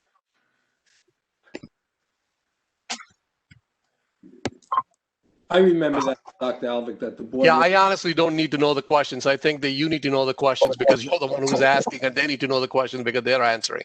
But if somebody wants to see them on a spreadsheet, they could do that, I feel. Ken, you okay with that? Okay. I think that's Give a a thumbs up. solution, Andy. I mean, we don't need to see who it is. We just need to see the questions. That's really it. Okay. Mr. Ryback, just brainstorming on this issue. If somebody really wanted to remain anonymous and they could do it expeditiously, they could mail a letter to Dr. Alvick or myself and just include a piece of paper where you submit your question. This way we don't have an email address. We just have a letter, maybe with no return address. And that's what I suggest. That's what I was thinking when I said just a regular hard copy, mailed in letter. But it would also be done quickly to get in time. Right. Okay. And any other question? Any other committee chair? Yeah, Steve, I'm ready. Okay, Mr. Tufano. Okay, the Building Grounds Committee met on October 7th, 5 p.m. First thing on the agenda, and we had a long meeting, were a resolution for temporary use of buildings change for first responders. Administration shared a draft resolution prepared by legal counsel authorizing temporary use of buildings for first responders. The committee indicated that they were supportive of this resolution and will act upon it at the forthcoming board meeting. A second item was a resolution for school flashing lights project at the Monroe Township Middle School and Monroe Township High School. The committee shared a draft resolution of the school flashing lights project at the middle school and high school. Board legal counsel noted that the district's insurance carrier suggested a modification to the language. However, legal counsel representing the county was non-responsive to changing their boilerplate language. Board legal counsel and insurance representatives advised accepting the resolution as presented. The committee indicated that they are supportive of the resolution and will act upon it at the forthcoming board meeting. The committee chair requested that administration research a system from Ecolox Tech for site manufacturing of hypochlorous acid to be used as a cleaning agent against COVID-19. This acid is on the CDC list for killing COVID, along with many other viruses. Administration provided numerous handouts on the equipment and research data on the effectiveness of hypochlorous acid and as a cleaning agent. The committee requested that administration have the proposed product and process vetted by Dr. Richard Lynch. Lynch is a CIH in environmental safety management. He's an expert, and then, if viable, conduct a cost-effective analysis on the system versus existing chemical cleaning products and materials. We did have a board goal discussion. Administration provided an overview of a process recommended by the New Jersey school boards. We had very limited discussion about that because we had a very long agenda. In the interest of time, I'm not going to go over the facilities infrastructure projects that we need in the district because that was covered by Mr. Gorski during his finance report. The committee chair had requested administration investigate vendor Ramtech Modular regarding providing a modular cafeteria for the middle school and then renovating the existing cafeteria into classrooms. Administration advised that hours prior to the meeting, Representative Ramtech responded that they do not perform work in New Jersey, only in Texas, and recommended that we contact a trade organization for assistance. As requested by the chair, administration confirmed the size of the existing cafeteria, square feet, give or take a few, and indicated that likely 4 to 6 classrooms and or SGI classrooms could be constructed in this space. However, administration strongly advised that such a design determination should be made by an architect. The committee further suggested considering relocating existing food service equipment, refrigerator stoves, etc., into the modular cafeteria of outfitting with new equipment and to save money. Administrations will await further directions on how to proceed. And hopefully we can get some of those facility infrastructure projects complete because they've are all long overdue. That's all I have. Thank you, Peter. Any questions for Mr. Tufano? Yeah, Mr. President, I have a procedural question here. I think in Peter's report, he mentioned at least 3 times that the committee chair requested to explore. I'm just wondering because I know that in the past when I tried to reach out to somebody trying to get some information, I was reprimanded, so to speak, either by you or by Kathy, saying that everything has to go through the board president and then through the superintendent or at least the board secretary. What's the policy on that? What's the protocol? Because I see that we're doing some sideline investigations here about modular kitchen and something else. Is there a committee resolution that's required before one of the district personnel is sent on a investigative measure? Yeah, let me answer that. I think that certainly board members can't on their own individually go out and investigate vendors, etc. This is done during a committee meeting. When I was thinking while you were talking, I was thinking about this, and I'm saying that in the past we've done it various ways. Some people have brought a question up at a board meeting. Some people brought it up at committee. I think that we need to sort of firm up procedures as far as dealing with administration and how we go about asking these types of things and looking for information. So I think the best thing would be to maybe bring it to policy committee and let's talk about it there and firm up some kind of procedures so we're all on the same page. So, Mr. Siegel, is that okay with you? Yes, that's fine. I'll add it to our agenda. I didn't mean to leave you out. I'm just thinking about that. So I have a question as well. Peter? Would it also be covered by people contacting legislators and having conversations with them privately, or would that just be somebody on BG&T looking outside the box and trying to have solutions for our kids? I Would think that be covered as well? I think that's a question that we have to take up in policy. Well, that's not a question you need to take up, Steve. That's a question you can answer. It was brought at the board meeting to see if it's okay for me to do that. And after the board agreed to it, I reached out. Okay. Well, they agreed to it, so that's okay. But still, that's something. So wait, I want to add something there. So, Andy, your suggestion is that the head of a committee should not take initiative and get something that benefits the district and recommend that it be looked at by our, administration, that I should just sit around all and do nothing and not look outside the box to help the children and the taxpayers. Is that correct? You want to I'm prove? You really want to surprised. prove me? No, Peter, I'm really surprised that that's the way you read it. I think it's That's the way absolutely, you said it. okay, if I may respond, Peter, it's absolutely irresponsible for any board member not to do what you did. What I'm saying is the process to follow. It's Which was irresponsible for us not to do that, which was to go to the administration and request that, I think, who does Jerry Tague report to, Steve? He reports to Mike, but we need to firm this up. I mean, you're still a board member, or any one of us now. And if any one of us has an idea, they really need to go to the administration and include the committee chair. If it's not the committee chair, if it's just a board member or a member of the committee, include the committee chair and the board president. But I think that these are discussions that we got to firm up. Right now, board members can't go on their own and investigate things. It's just not what you do. And I think it's all a matter of getting it down, and we all got a good understanding of the right procedure, because obviously it's been a little loose over the many years. Well, just for the record, Steve, Sure. I did not go and investigate this myself. Also added Mr. Gorski and Jerry Tague on every email I sent. Okay, So good. I did not do anything on my own. Thank you. Okay, thanks, Peter. That's good. Okay, let's see. We have Rutsky.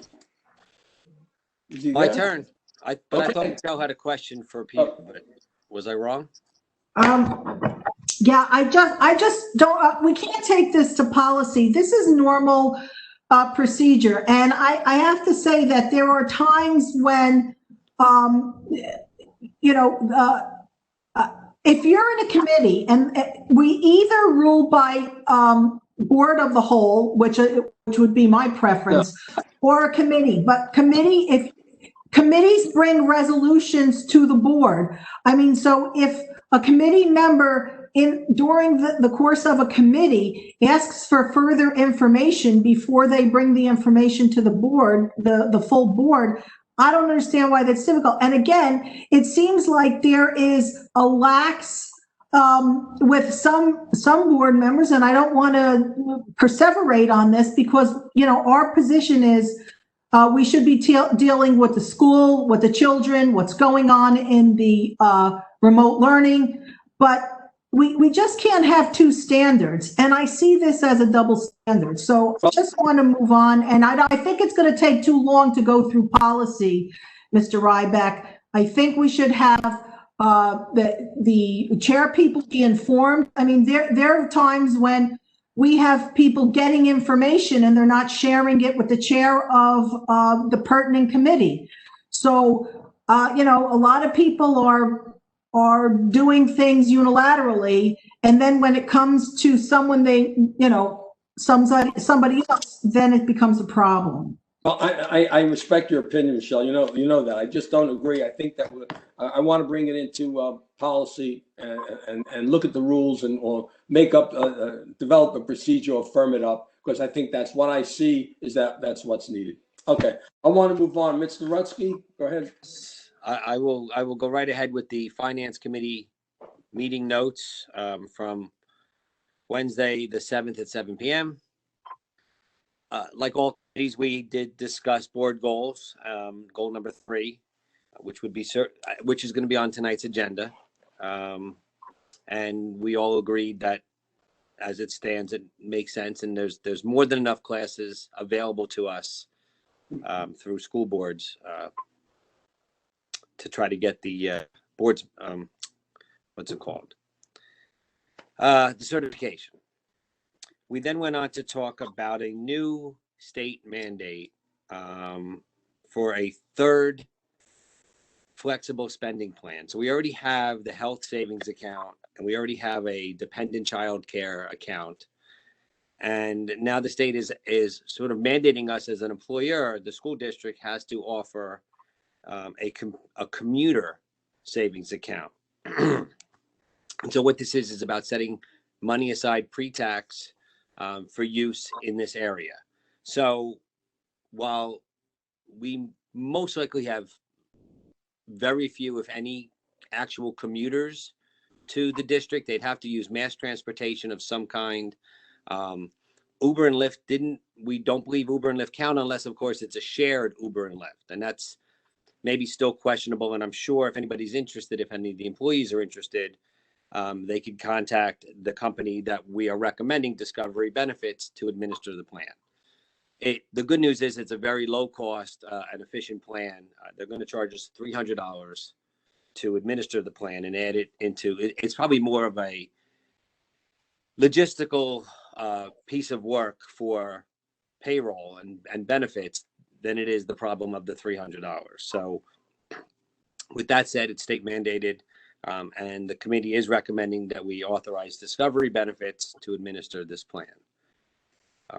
We then went on to talk about grants, and Mr. Gorski provided us with an Excel spreadsheet that detailed every grant that we've gotten and have been awarded for this current school budget, and where it stands as far as how much came in, how much has been spent, how much has already been encumbered and allocated. And I'll tell you, in total, it was a little more than $2 million, which has come in from grants. And I'm going to just give a shout out and kudos to Miss Lori McConnell, who's the supervisor of grants and testing, and then Jerry Tague and Laura Allen. Between the three of them, for the most part, they are the ones responsible for securing all of these grants and awards. So we're a little bit over $2 million. Just about, well, most of it has already either been spent or is allocated to be spent. And Mr. Gorski pointed out that in this unique year with the COVID-19 shutdown and switch to virtual is one of the rare exceptions where we've had some carryover.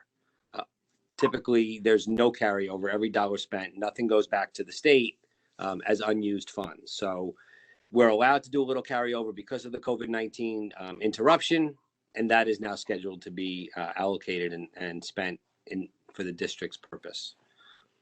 That concludes my report for tonight. I will take any questions if anybody has them. Thank you. Any questions for Mr. Rutsky? Steve, I got a question. Is that Mr. Nicotinsky? Is that you? Adi? Yeah. Yes. I got a question. We have about like $1 million in grants that we got from COVID, right? From the state, federal, state combined, it was almost about $1 million. So I haven't seen any public bids or resolutions approving how the district is spending this money. So I think there should be some kind of oversight on how we're using these grants, because I haven't seen any resolutions this month, last month on how we're spending anything. And it says that we've spent it already. Adi, if I can say, and Michael confirm it, I'm sure, but I believe he was able to attach these grant awards to money that we've already spent on COVID-19 related expenses. Right, but it doesn't show vendors, how much we spent on for products or anything like that. There's no oversight on any of this stuff. About $1 million, that's a lot of money. Mr. Ryback? Sure, go ahead, Mr. Gorski. To Mr. Nicotinsky's concern, we received a grant called the CARES Act, and that was for technology devices. We spent it on duct cleaning to improve air quality, sanitizing supplies, staff training. It was $112,000, $607 grant. Yeah, I got the Excel sheet. I have that. Yep. Doesn't show the vendors remaining. So, I mean, all of these grants have specific grant accounting line item categories. So if you were to request to see what any of these were expended on, it would simply be a push of an accounting button to generate the general ledger report of what it was spent on. As far as the oversight, there is very strict oversight on what you could spend these grants on. It has to be approved by the State Department of Education, also approved by the superintendent, and we've talked about these at numerous different committees. Right, but your limit on purchasing is up to 44,000, and you have to go to bid, right? But there's no bid. None of these items that we procured may have required bidding. They may have been smaller purchases. In fact, I could say definitively we did not go out to bid for any of this work. The duct cleaning was a professional service. The supplies. What about the Chromebooks? The Chromebooks were bought under a state contract where the state of New Jersey went out to bid for these items, and we just dovetail on their bid. I think going forward, I think there should be some type of resolution how we're spending this kind of money. It's a lot of money. Wouldn't the resolution be the grant approval by the board, which stipulates Yeah, the but requirements? it doesn't show how we're spending it. It would We're have just to getting be in we're getting alliance with CARES the- Act, Divide Act, Alyssa's Law. I mean, it's $1 million.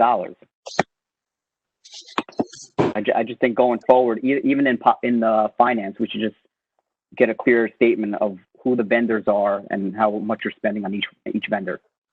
I know a lot of it's state contract, co-ops and stuff like that, but detailed summary of how we're spending our money.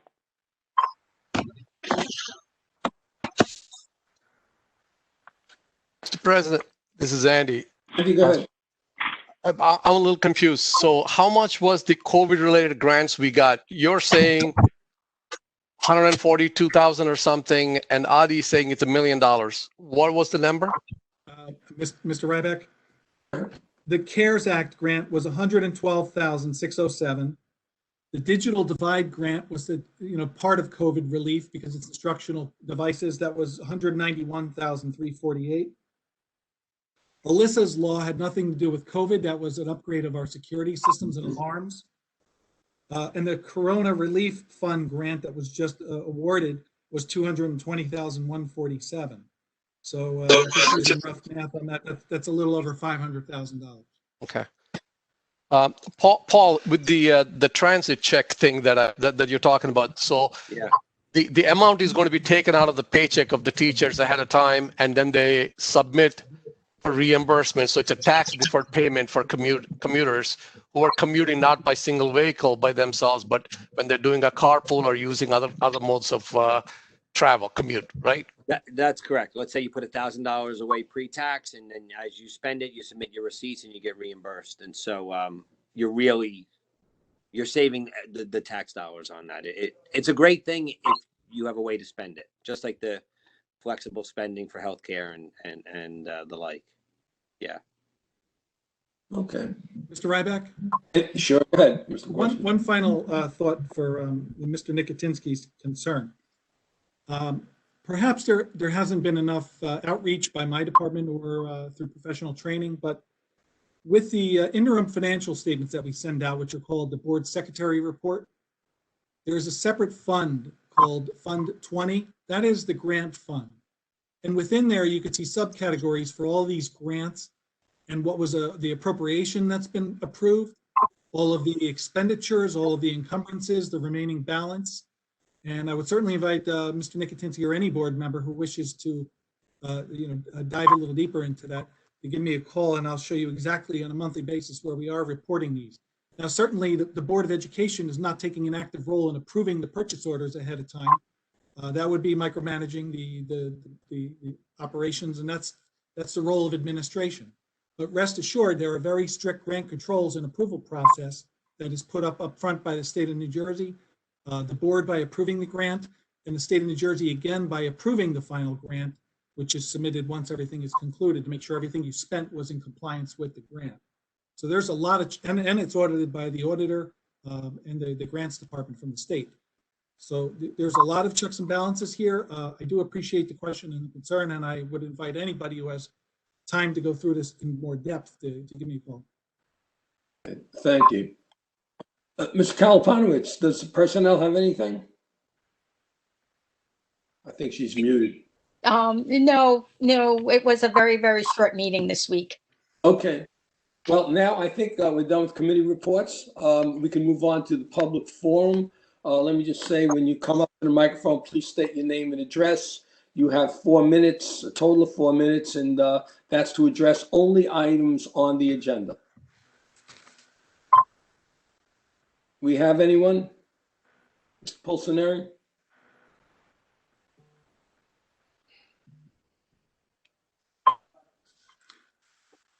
Mr. Ryback, while we're waiting for Mr. Pulsinelli, We have one, Mr. Brian Fabiano. Please state your name for the board. Mr. Fabiano, good evening. Brian Fabiano, 19 Patricia Place. Can you hear me? Yes, good evening. Good evening. So my question, well, I guess my comments would be around some of the budget items here. There's an old saying out there, you got to choose between tightening your belt or losing your pants. And I think we're in a situation, looking at the numbers that are presented by the BA here, where Mr. Fabic, excuse me 1 second. Some people, I hear a lot of background noise. Can you make sure you're muted, please? Thank you. Go ahead, Mr. Fabian. I'm sorry. Thank you, no problem. I think we're in a situation here, looking at a lot of the numbers that are presented, where, we are in a position where we need to start tightening our belts. And, it's a little bit troubling to look at some of these numbers and the amount of projects that we're looking to do here in this budget.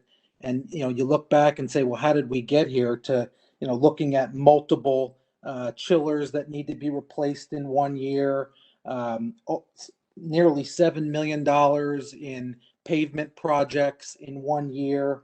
It's easy for, Mr. Gorski to sit here, and I'll use his words, don't take these numbers to heart. Well, you put them in the presentation, sir, so we are taking them to heart. And if you're going to put numbers in here and you're going to go on the high side, we need to be assured that these are on the high side, for what you're predicting, but you're going to work your hardest to get them in on the low side. I see things in this budget, $420,000 for 150 MacBook Pros. Have we looked at other options? Maybe we don't need MacBook Pros. Maybe we need lower versions of MacBooks. Maybe we don't need the $7 million in pavement, work done this year. Hey, listen, guys, we're in the middle of a pandemic. The money isn't coming into the schools, and it isn't coming into the parents' pockets either, unfortunately. So it's your job to figure out and prioritize what we're going to do to be able to get by. And maybe next year isn't going to be any better, because we're seeing the COVID numbers tick up. So before you put out a report here, maybe you should preface it next time rather than wait to the meeting to say, don't take the numbers to heart. Because you know what? I commend Michelle for stepping up and making the points here. This is all doom and gloom. And if that's what the message needs to be, to get the public into, fooled into voting for these referendum plans that are not well thought through, it's going to fail again. And I don't see this getting any better. So I would really ask that this board think first before approving, and the administration approving going to cap, looking at these expenses and really understanding what do we need to get by. I'm not one to say we need to kick the can down the road. I think we've certainly gotten to this place by doing that for many years. I hate to use the words, but to do all these projects that are in this plan in 1 year in the middle of a pandemic, I think you guys are. I think you're in a pipe dream, honestly. That's my comments for the budget here. So I really like to see some of these numbers tightened up, and we do take, as the community, we do take these numbers to heart. And unfortunately, I see some of these numbers seem pretty gloated to me. So I'm really not sure how we got to this point. But that's my comments. Really, no questions besides the fact that I would ask you to really look at these numbers and work your hardest to get them down. Okay. Ryback, Yes. At the sake of not having a misunderstanding about the budget philosophy lingering, I just want to say that this is not a budget. What's been presented tonight is not budgeted. Dr. Alvick said clearly these items are not presented for budget yet. It is a projection of need. All of the facility projects on there are not intended to be put in the budget in 1 year, but they are to help the board understand and develop a philosophy for addressing them. But certainly it's not a 1 year budget, and it has not been refined yet to make it into the budget. Thank you. Next person, please. Mr. Doug Poy, sir. Okay, Mr. Poy, welcome.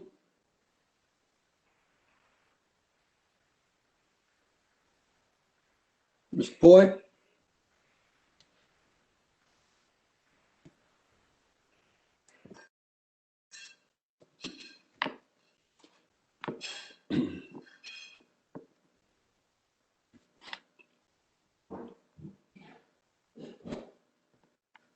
Mr. Pulsinelli, do we have Mr. Poy, or should we go to the next call? He's unmuted. Mr. Poi, can you hear us?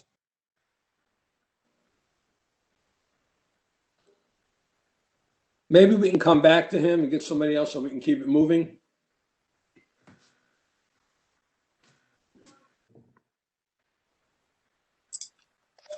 Next up, we have Mr. Prab. Can you hear me? Yes, Prakash, hi. Hello, Steve, President, and Super, Dr. Alvich and BOE members and everyone. Your address, Prakash. Thank you very much. First of all, policies. You got to state your address. I'm sorry. I know you do every time, but you got to do it. Yeah, thank you for Prakashpura 33 Dana Drive. Thank you, Steve. We have to follow the rules. Policies.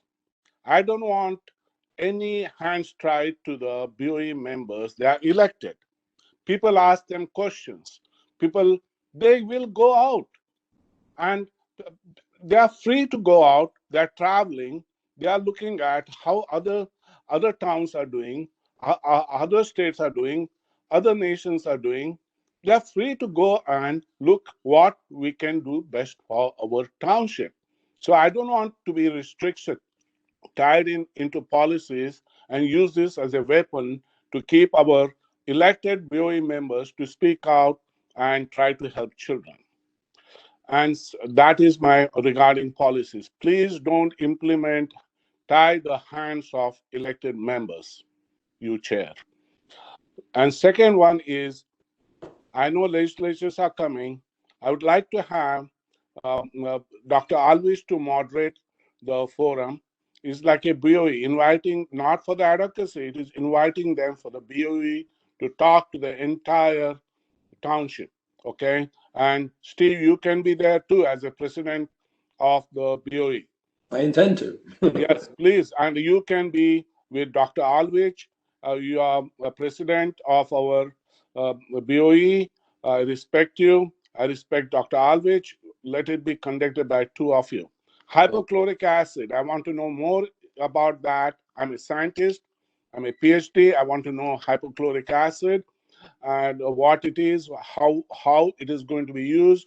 I know that Tufano did a good job. He's trying to help. And, that doesn't mean that I'm a scientist. I want to help the committee on this.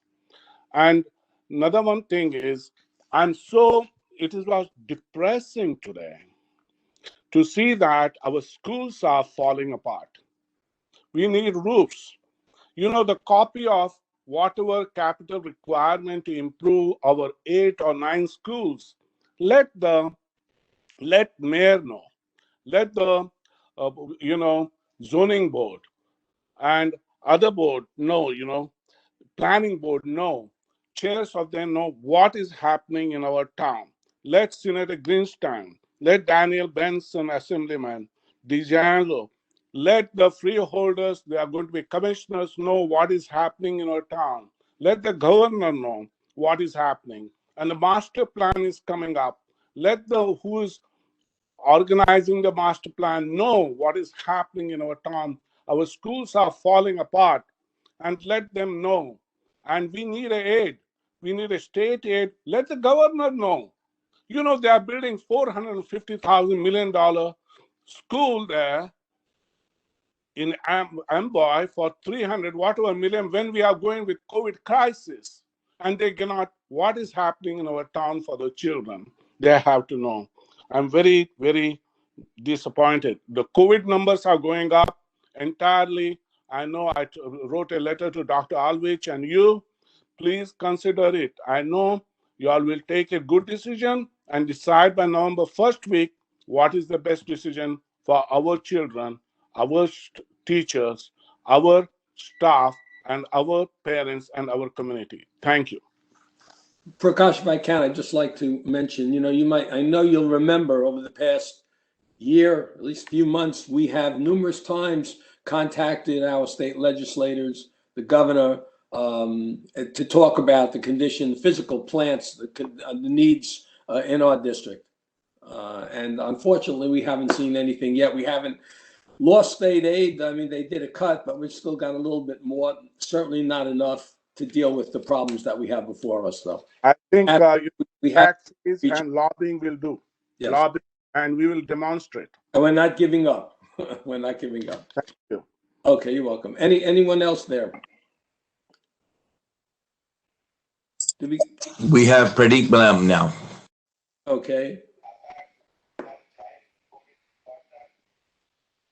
Hello, Pradeep? Please state your name. Address.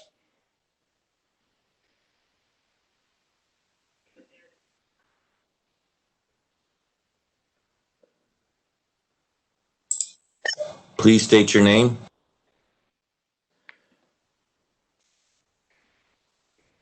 Mr. Pulcinelli, I'd appreciate if you remind them to speak the name, say their name and address. We need both.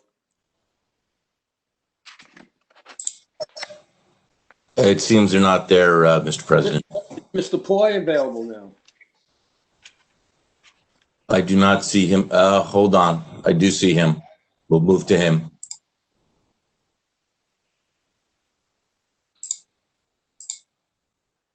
Please state your name and address for the record, please.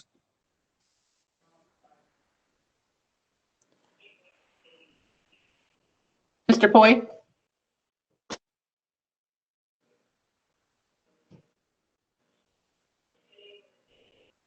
Is he muted? No. He logs off and then logs back on, but he's still, he's not muted. All right, let's move on to someone else. We can go back, try him again later.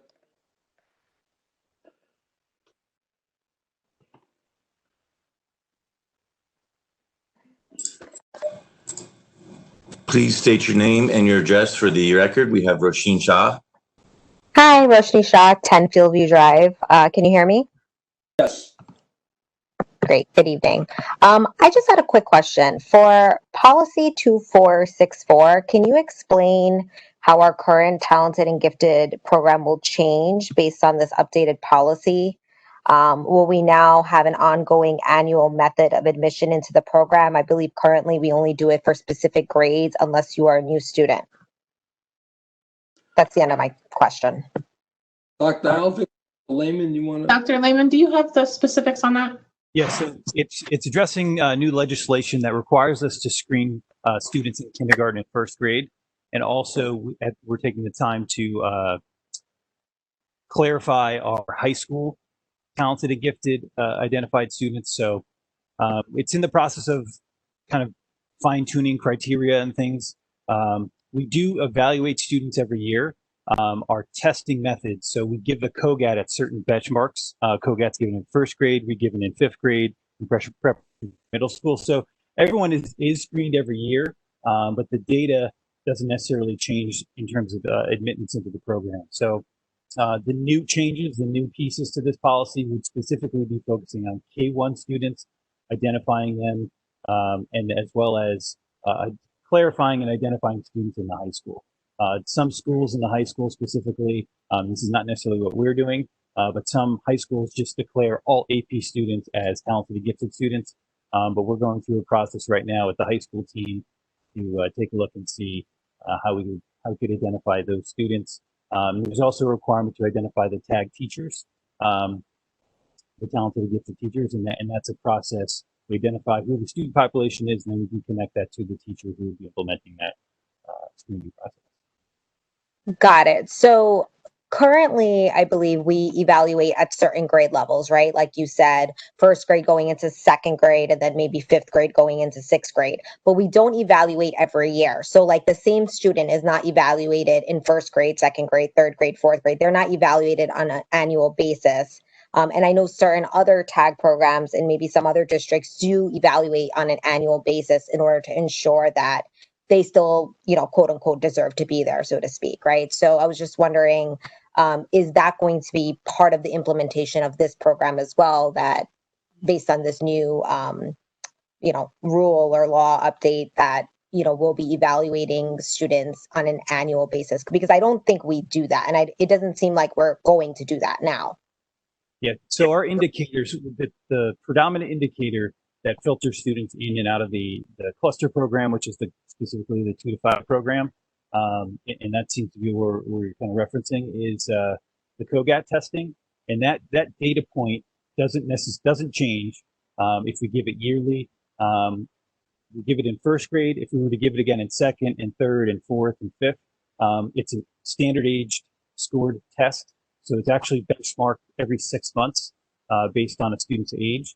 So as they grow and develop and learn and age, and their scores will be scaled appropriately to what they're theoretically learning as well as they're developing. So what we've noticed, and we've given the test previously years in second grade, we've given it in first grade, we kind of tweak when we give those assessments. We did layer in the fifth grade piece as a kind of catch-all for students as we transition to a different kind of a tag program in grade 6 to 8, which is after school.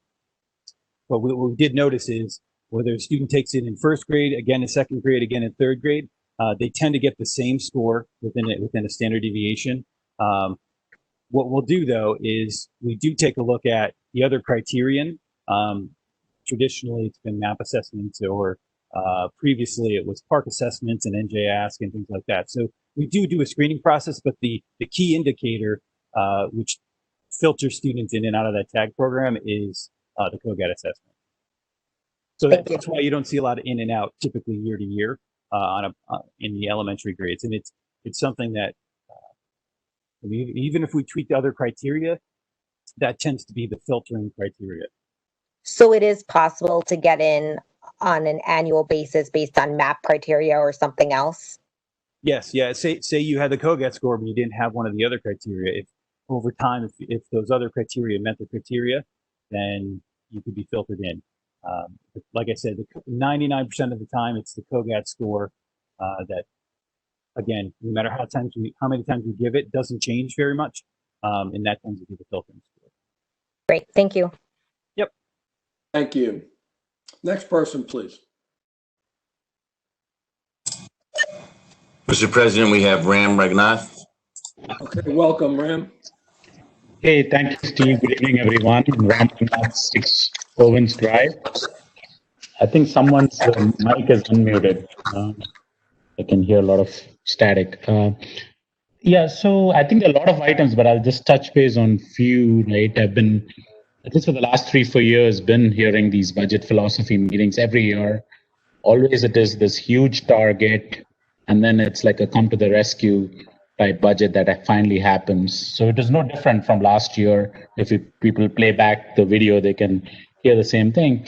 But there are a few things I feel are really not being addressed, and you can hear my comments from last year's presentation as well, is this identification of new sources of revenue, right? So I see the Falcon Care revenue is not coming in, but I don't see any substitute ideas.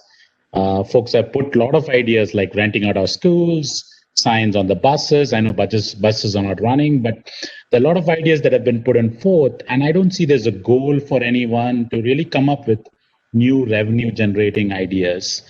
So I was hoping I would see some of that in this budget philosophy. Second piece is I saw the slide where I guess we need $1 million worth of computer equipment, right?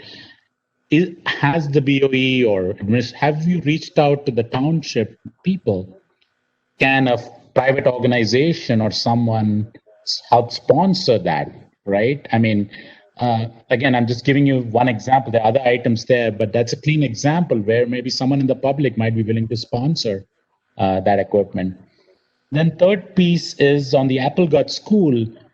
I've seen again from last time's presentation that it seems like when I read those slides, it seems like the school is in dire straits, right? It's like barely held by a straw.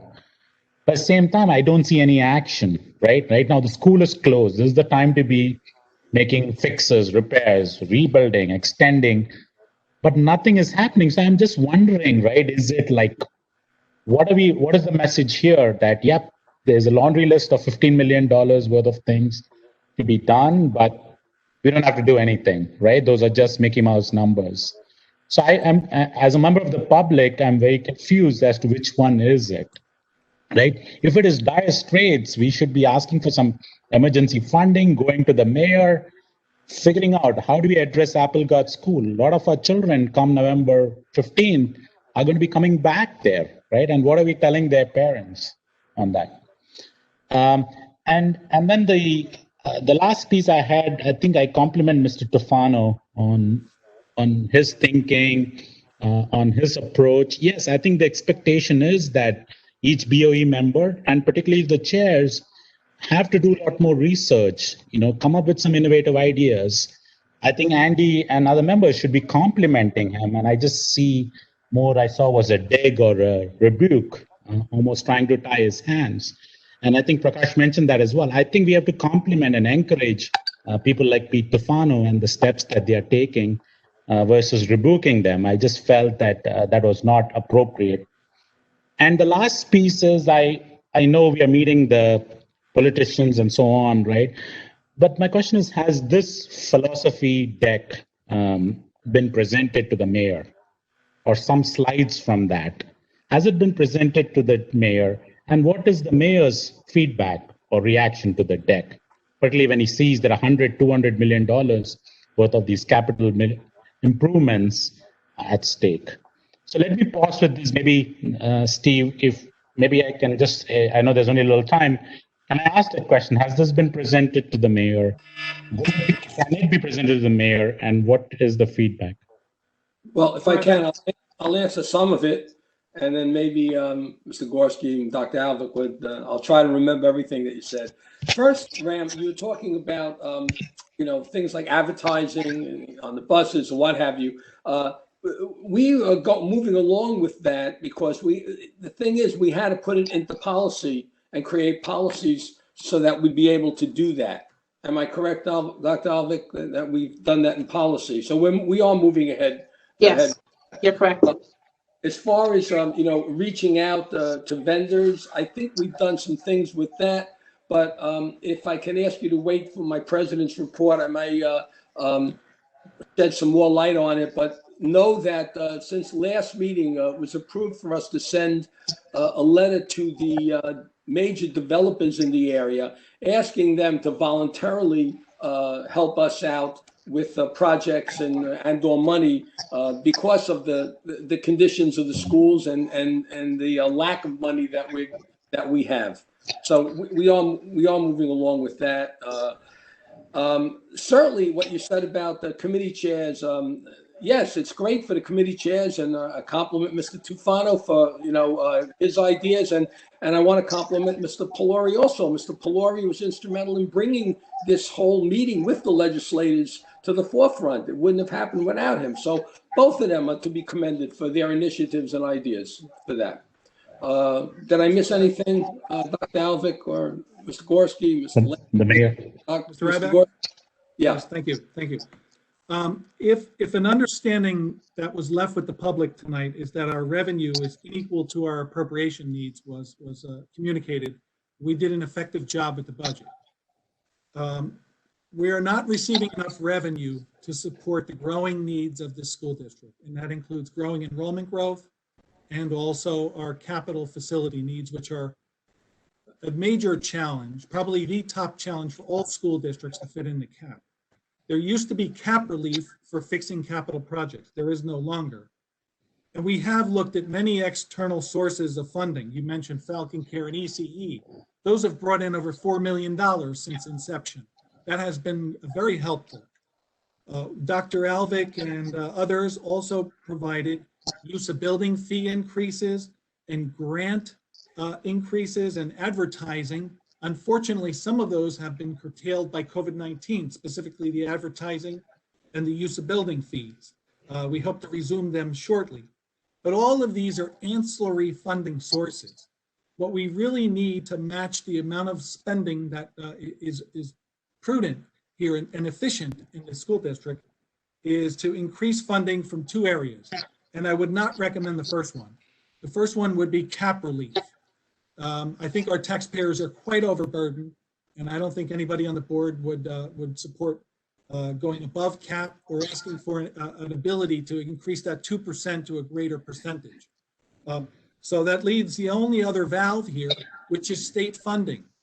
And any kind of analysis is going to show that we are grossly disadvantaged when it comes to state aid. We are not getting a fraction of what our peer school districts are doing. And that is where we implore the board and the community to get behind a pressure to change the funding formula. Yes, that's a long way away, but it needs to start somewhat soon because the current funding formula, even by S2 standards of going to full funding, and the cap are not providing enough inflows to meet the demands here. Thank you. Next person. We have Katie Belko. Okay, Belko. Can you hear me? Yes, Katie welcome. Belko, 88 Brandon Avenue, Monroe Township. I have a couple of points I'd like to make. The first one is, and I brought this up before, is again, the format of notifying the public about the meetings electronically. We have many avenues available to us, including the emails that we can get from Dr. Alvich, emails that we can go out through Nixle, and also through a Township Board of Ed on social media, either Twitter, Facebook, or other items. And I have brought this up previously, previous months that I have attended meetings, and I still think that we need to do that.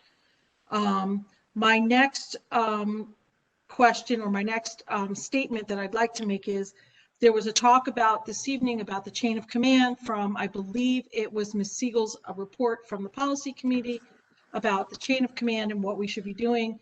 I believe the New Jersey State School Board Association also recommends that the district put the chain of command out on the website so people can see that and be able to understand it and follow that if they have a question about the chain of command. I, as a co-leader of CPAG, often field questions from parents because they're not sure what to do.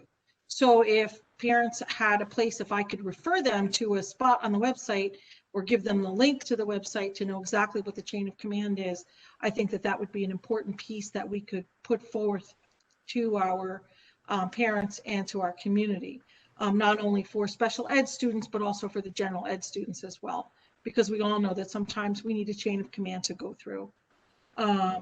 And then also, I wanted to make a suggestion to the president, Mr. Ryback, for committee meetings. I think sometimes it's a little discerning to watch what committee meetings reports, maybe make a list and a checklist so that you know, you call off each committee at each meeting, because each time you have difficulty trying to figure out who's raising their hand first. So maybe just have a standard list in front of you so you know what committees are next and what you haven't left off. The other thing that I wanted to bring up was the letters from the community about the visitations that we're going to have from our political allies from the state legislature and from the congressional legislation. That perhaps there is a way that we could put an anonymous Google Docs form or a Survey Monkey out on the website where people could anonymously fill out a questionnaire and say, this is the question I would like to see asked of our legislators. And that would help with what Mr. Chiarella had to say about people who are a little bit afraid to ask the questions because they would like to remain anonymous. And with the public's propensity in this township to open documents, I would probably be one of those people myself. So it's important to me to have that as an option and not to send an email to a board email address. And that is pretty much my statements. I really don't have specific questions. Unfortunately, my specific questions really have to do with the opening of the school district, and I'm hoping that in Dr. Albert's report in the next segment of the meeting will answer some of those questions. Thank you. Okay, thank you. Next person, please. We have Deb Ballot. Welcome. Hi there. Can you hear me okay?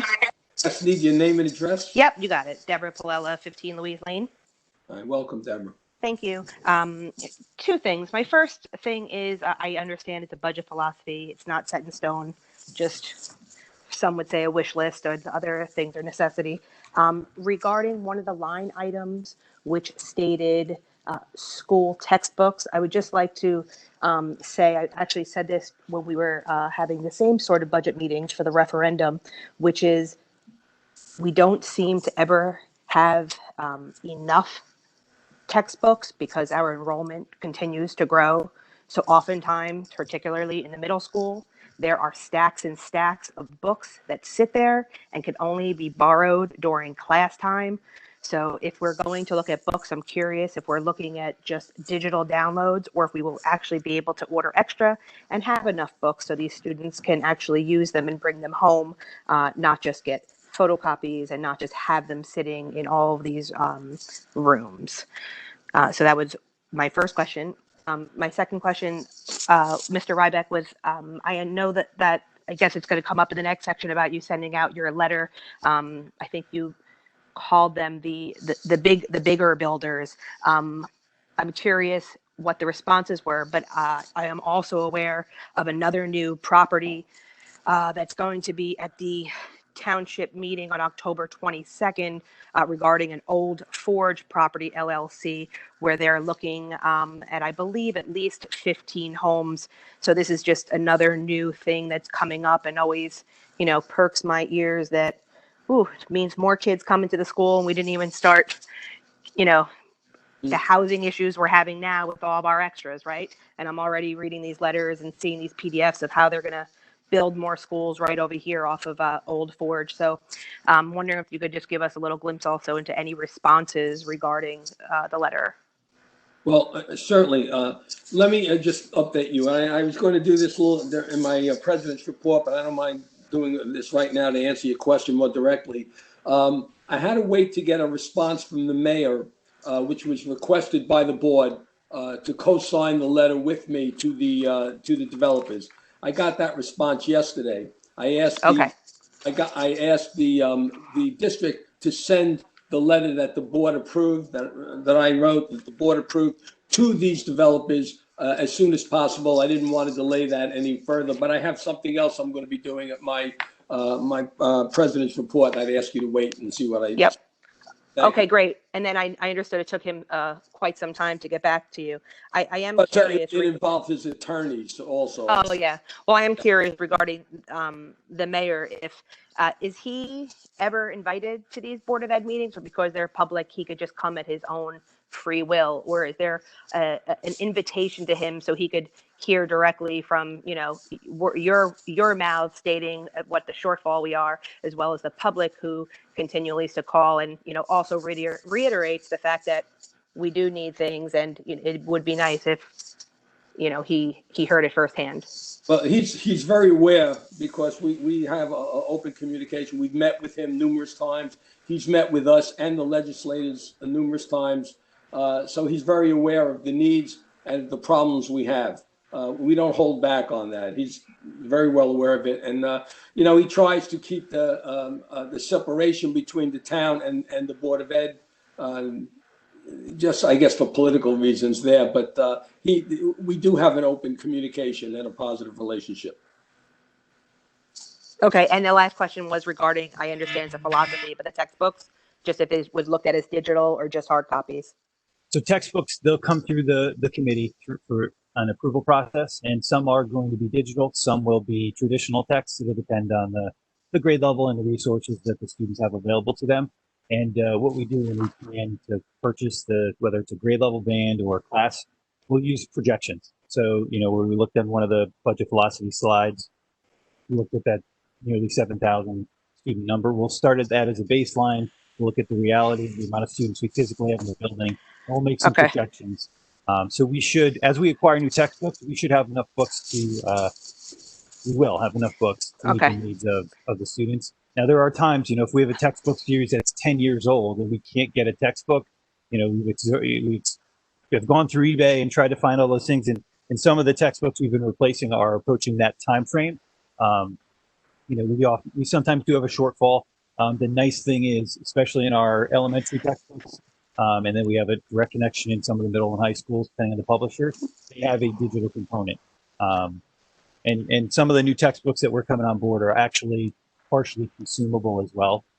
So they send us textbooks every year. The students read and take notes in the textbook. It's part of like a 6-year process. But when we go through the curriculum committee with textbooks and things, we'll use projected numbers that should accommodate us for the years that the projected students we have for the year coming up. Okay, I do hope so. Thank you. Thank you. Next person, please. Mr. President, we have Christy Skirby. Okay. Please Hi. state your name. Yes, Chrissy Skirby, 21 Preakness Drive. Just a couple of comments that I had. Piggybacking on what Katie Belko said, I wrote down the same suggestion as well, that for the emails that we could send in legislatures, that maybe you do a survey type form where you don't have to identify yourself or an email. I think that would go a long way with the community, because honestly, what has been taking place with Oprah emails is rather disheartening, and I don't think a lot of community members would feel comfortable sending an email to the Board of Education because it could be misconstrued. Another thing I just wanted to mention again was the chain of command that was read. I think it's important to really understand the chain of command and what it is referring to. Our board members are elected officials. Members of the public should never be discouraged from speaking with one of their elected officials. They represent us. And if somebody comes to a board member, they should not be, members of the public, parents, community members should not be discouraged from going to a board member, but it's the board member who should then follow the chain of command. So like we've seen issues come up, randomly at board meetings, asking about, what should students do if they need to print something and they don't have a printer at home. Those are things that should go through the chain of command and not brought up at a board meeting, but it's not for the parents and the community members that shouldn't be going to their elected officials. So I think that's something to be clear. And I really think there should be a collaboration with the administration and the Board of Education members. Hearing something saying about, if you're asking for line items for grant money, how it's being spent, and wanting to know that maybe in a committee meeting prior to spending that amount of money or discussing it, that it would be micromanaging, I don't think so at all. I think the board and the administration needs to have a collaboration, and I think it's absolutely 100% board members should know where that money is being spent. And that should probably come up during the committee meetings, maybe not a Board of Ed meeting, but definitely spoken about at committee meetings, especially finance. I mean, those line items should be gone through with dollar amounts at the finance meeting. That's my opinion. And just a couple of other things, with the budget philosophy, we talk about this great need, but then we're saying that these numbers are not accurate, but yet we're going to have to go out to cap. I think we need to really have a clear understanding of what things cost, what the priority is, and, stop every year with this gloom and doom. We present numbers that aren't accurate, and then, we're going out saying immediately that we need to go to cap and raise taxes. You really need to sit down, decide what you want to do, and what the actual costs are, not inflated costs that are meant to scare the public just so that they accept the tax increases, because it's not really responsible. And as far as Applegarth, we absolutely did kick the can down the road for many, many years. It opened as an elementary school, I believe, back in 2012, and we knew it did not have proper ventilation, and we knew the issues with the boiler back then. And it's been 8 years of doing nothing to address it. And as as Ram said, what are the plans for the ventilation issues at Applegarth when the kids go back in November? Because we know that they had ventilation issues to begin with. So how are those classrooms that had the severe ventilation issues for them to go back in November? I think the time is up. Is that right, Mr. Gorski? Yeah, I beg your pardon. That was the noise. Okay. All right. Next person. We have Betty Saab. Good evening, Betty Sabarito, 2 Barrymore Drive. I have a question and also comment with regard to the budget philosophy. And yes, I understand it's only the philosophy. so often we present this budget and it's always about the cost of special education and how much we're spending. And so my comment to that is I'm the leader of CPAG, which is a special education parent advisory group. And we've been really trying to make a systemic change and a cultural change in the way we present special education. And I wish we could present the budget so it doesn't come off as negative, because the public's probably not aware, or the general public isn't aware. Over 19% of our students are classified as special education. So certainly there should be a bulk of our budget that is dedicated to those students. And also special education, while it's not fully funded because we're not a fully funded district, but special education is also funded very differently. So I wish we would also be upfront about that, because, you know, you have your adequacy budget and whatnot, but then you also have categorical aid. And special education, we get funded on tier 1, 2, 3, and 4 students, which that is going to depend on the nature of their needs and the costs of the different services they're getting. And also, in addition to that, we have the extraordinary expenditures, which are also reimbursed to us 75%, I believe, if they're educated in district, and 90% if they're educated out of district or at a different public school. So I kind of wish we would be a little bit more upfront about that, instead of giving special education just that negative vibe that, oh, it costs us so much. Yes, it does cost us a lot. We're also funded differently than a general education student.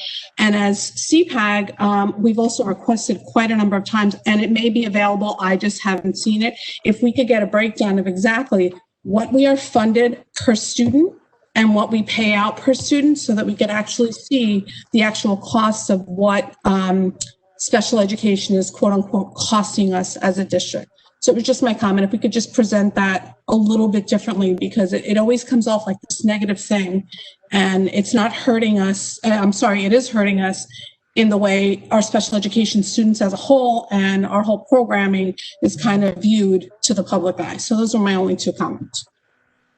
Okay. Next person. We have Liz Brewster. Please state your name and address.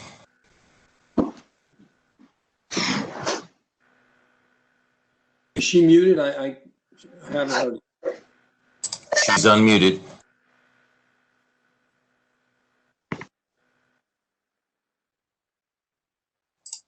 Shall we move on, Mr. President? Yeah, let's move on. What's happening with Mr. Poi? We haven't heard from him yet. I do not see Mr. Poi. Okay. I don't know, Mr. Ryback, if you want to go back to Pradeep, because he's still on the list also. Okay, let's try him. Please state your name for the record, your address.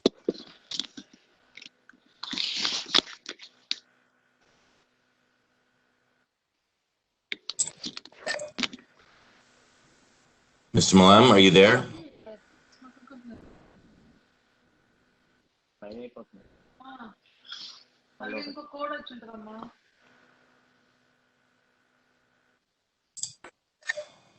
He's unmuted, sir.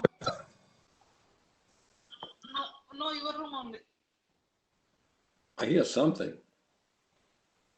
Mr. Pulcinelli, perhaps you should remind the audience to lower their hand if they're not in the queue to speak.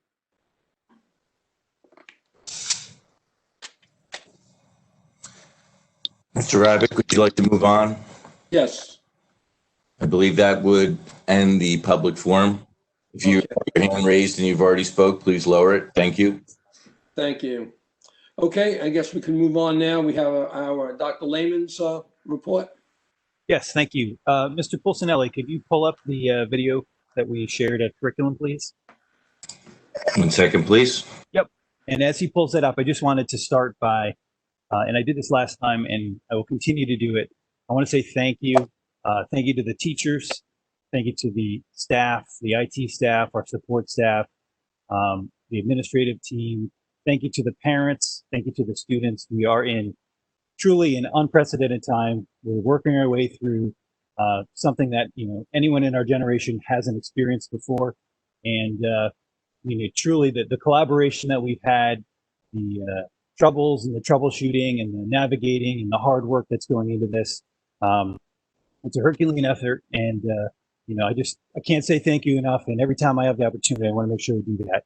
Our teachers are they're running as fast as they can, they're working as hard as they can.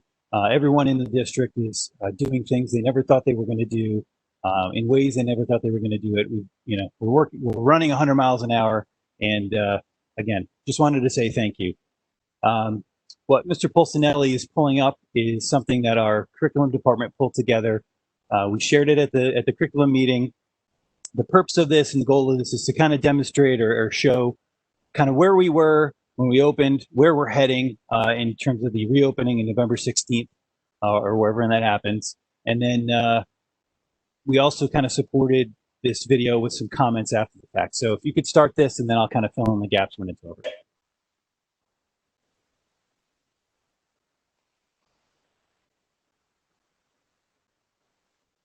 I think you may need to turn up the volume, Mr. Pulcinelli, and then restart it. You have to unmute your device as well. I think that's how it worked last time.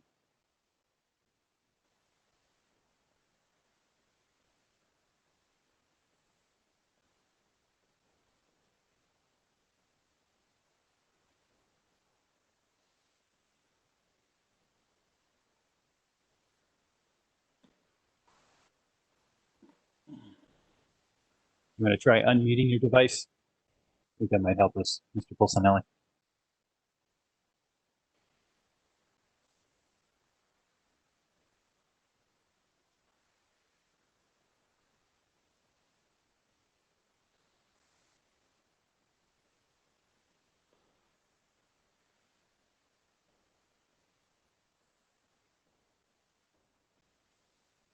All right, well, while Mr. Pulcinelli is working on the audio, what I can do is I have one other thing I want to share, then we can kind of cycle back to this.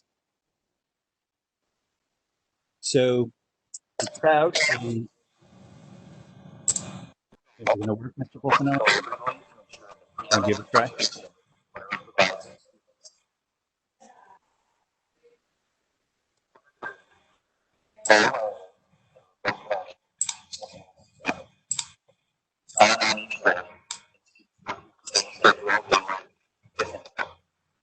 It seems like it's coming out of your device. So wait a minute, Yeah, so we'll move on to the video. We can look at this. maybe you could just describe. Yep.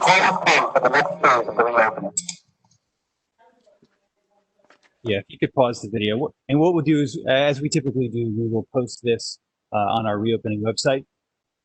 So basically, it was a virtual instruction update. We highlighted some of the, with some pictures and things of how we started in terms of our remote instruction. Then we progressed on to kind of an overview of a synchronous, asynchronous, semi-synchronous environment as we move into the hybrid reopening plan for November 16th. We also highlighted much of our professional development, the support staff that we've offered. November 12th, one of our full day PD days coming up. We highlighted in the video that the initial plan was to have a social emotional day for the staff in terms of supporting them on how to support the students social emotionally with their learning and things. What we decided to do was to pivot and understanding that our staff, not only should we work and help them to learn how to support our students and our families, but they have social emotional needs of their own.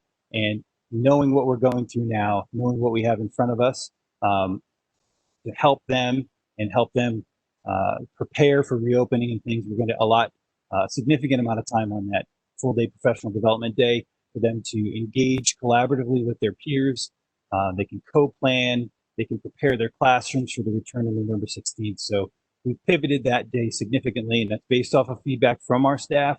That they could use as much time as they can possibly get to prepare for their daily lessons and moving ahead. And then we transitioned into supporting learners with various needs, learners with disabilities, our ELL learners. We highlight some of the different tools that we've utilized in a remote environment to do that, and we're also working diligently to bring them in as soon as possible, as soon as it's safe, as soon as we have the filters in.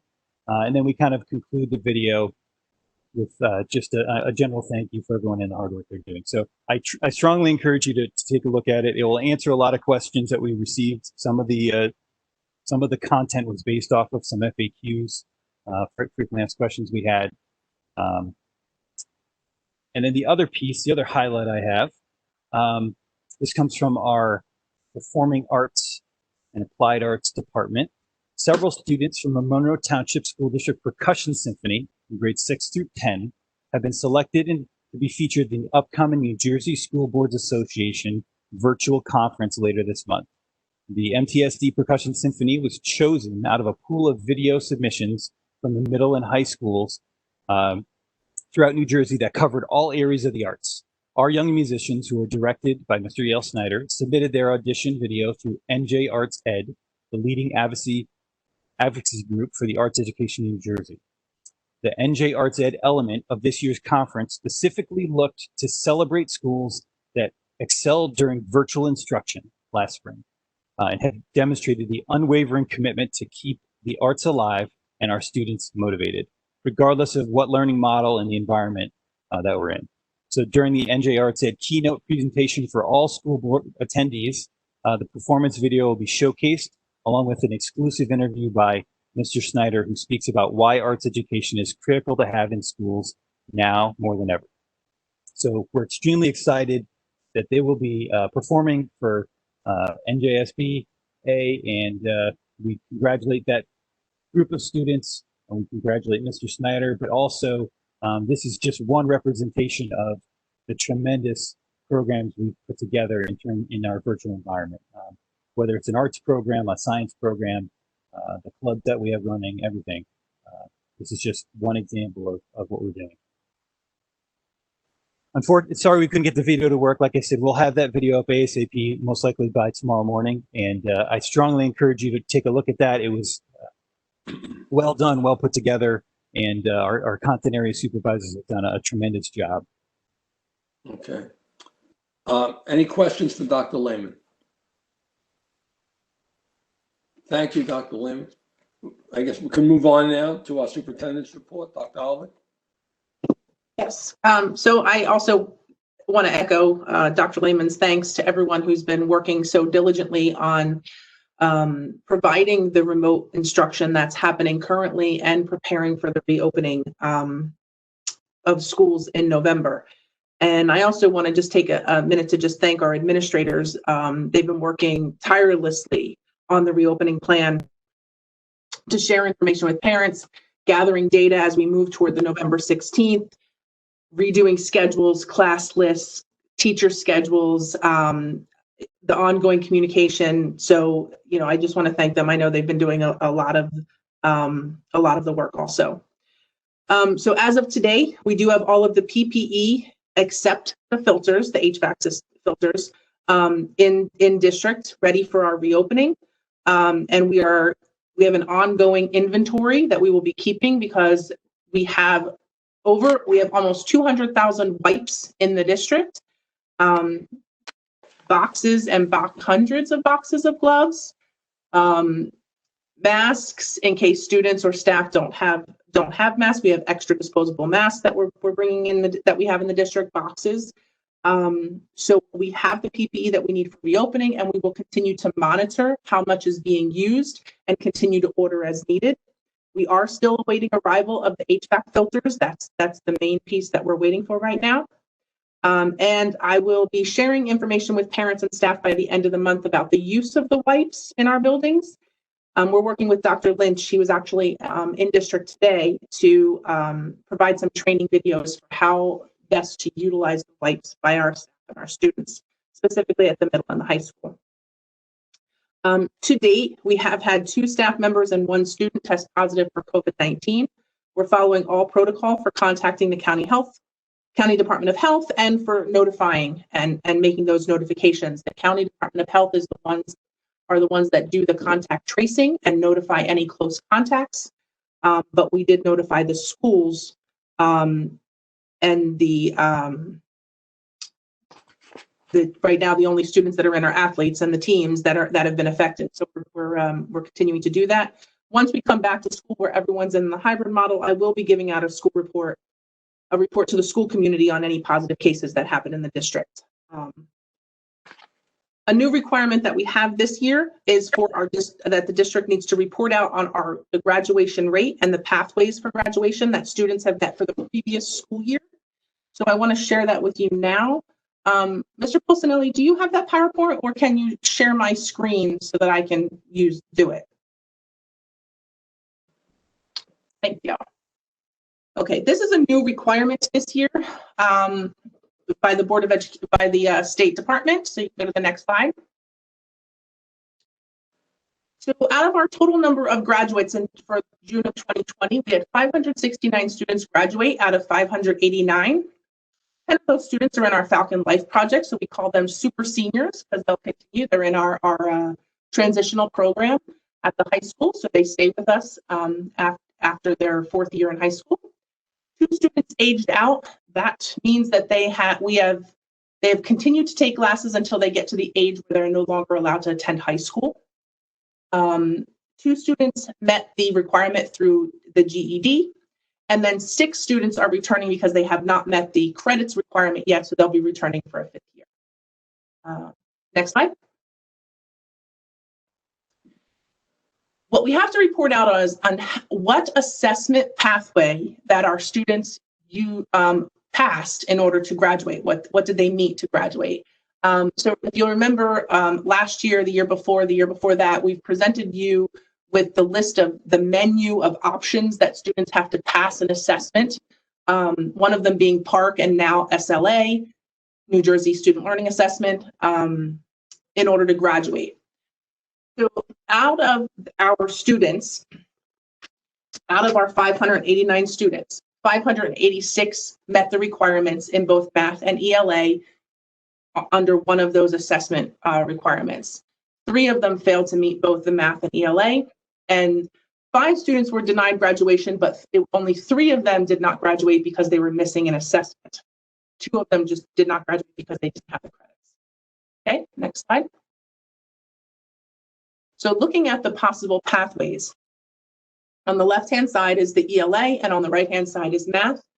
And you see the number of students. The number of students who met the first pathway, and the first pathway is they had to reach the score that they needed on the New Jersey Student Learning Assessment, the SLA, formerly PARCC. You see the number there for math, ELA and math.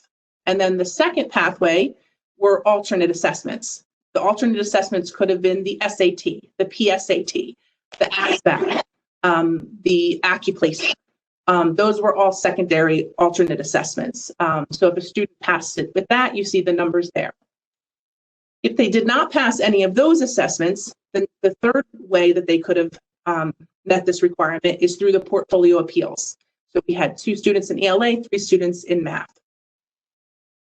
There are some of our students in special education can meet an alternate assessment, an alternate requirement, and that's specified in their IEP.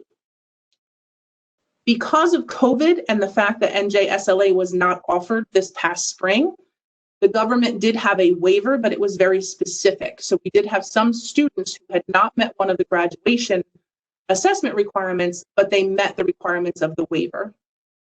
And again, only 3 students did not meet the ELA pathway. And that's the end of that. And I will post that on the website, but I wanted to make sure that that information was shared out with you. Any questions about that? Dr. Alva, fast question. Aging out, is it Jersey 21? No, it's actually, it's 19, but they can't turn 20 during that year. It's weird. Okay. Yeah, it's actually 19. Okay. Okay. So on the board agenda for this evening, we have 1 retirement. Mr. James Hunt, who is a social studies teacher at our high school, is retiring at the end of the school year. And I would like to thank Mr. Hunt for his 25 years of service to our students and wish him a long and healthy retirement.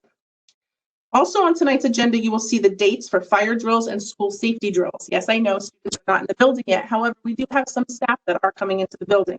So we are following all guidance from the New Jersey DOE for all of our drills. We will not be holding any drills that require students to be in close contact with one another during the health crisis, but we will be following drills. For the safety of our schools, we will not be reporting out details of those drills for obvious reasons. We don't want our procedures to be out in the public. With that being said, it's recommended that the board approve the attached personnel items A through AT, as in Tom, through roll call. Somebody move that, second it. Second. Is that Mr. Tufano second it? Okay. Who moved Joe beat me to it. Bill, you moved it. Okay, any questions? Mr. Ryback, I have a question. Who moved and who seconded the motion? Mr. Mayo moved and Mr. Tufano seconded.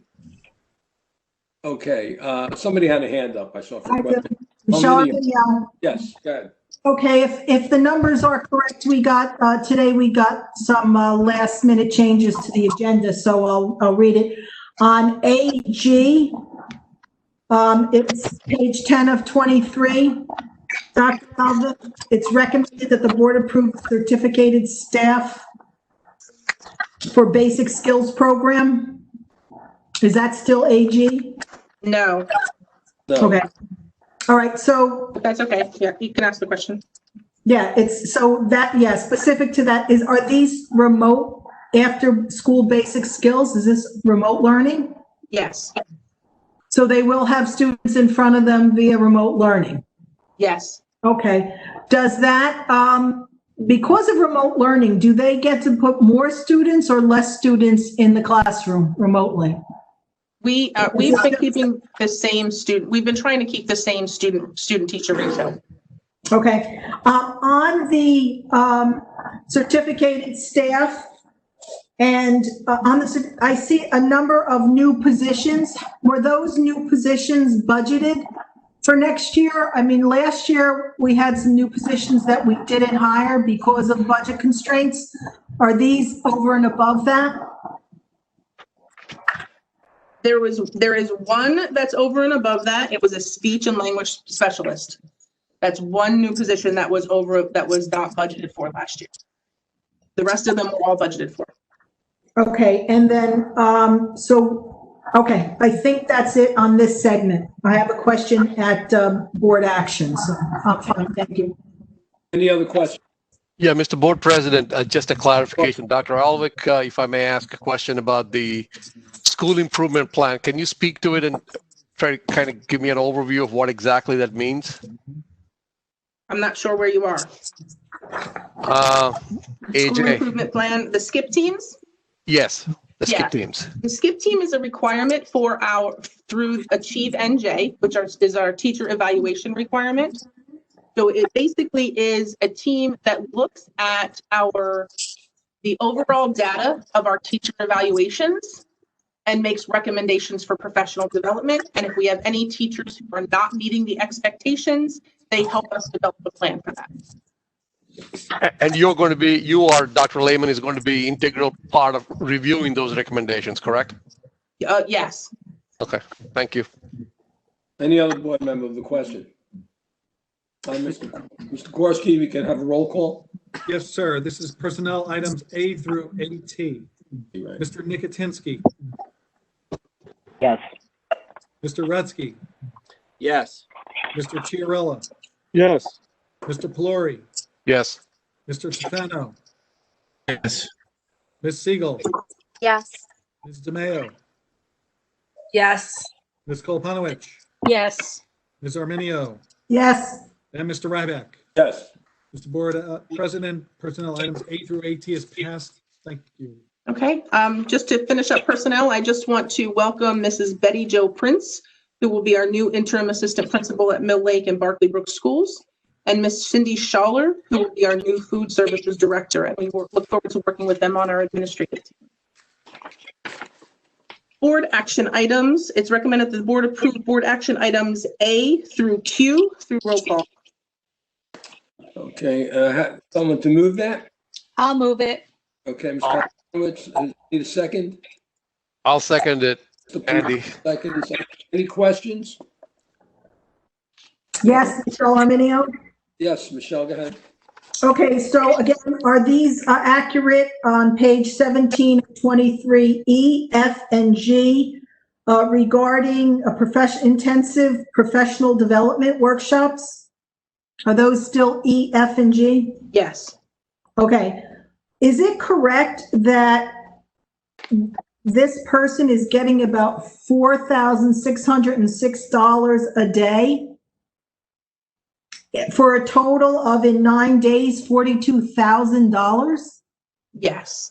Dr. Lehman, do you know what that workshop is? Yes. So that is, that's some of our title funds that is being funded totally by our title fund.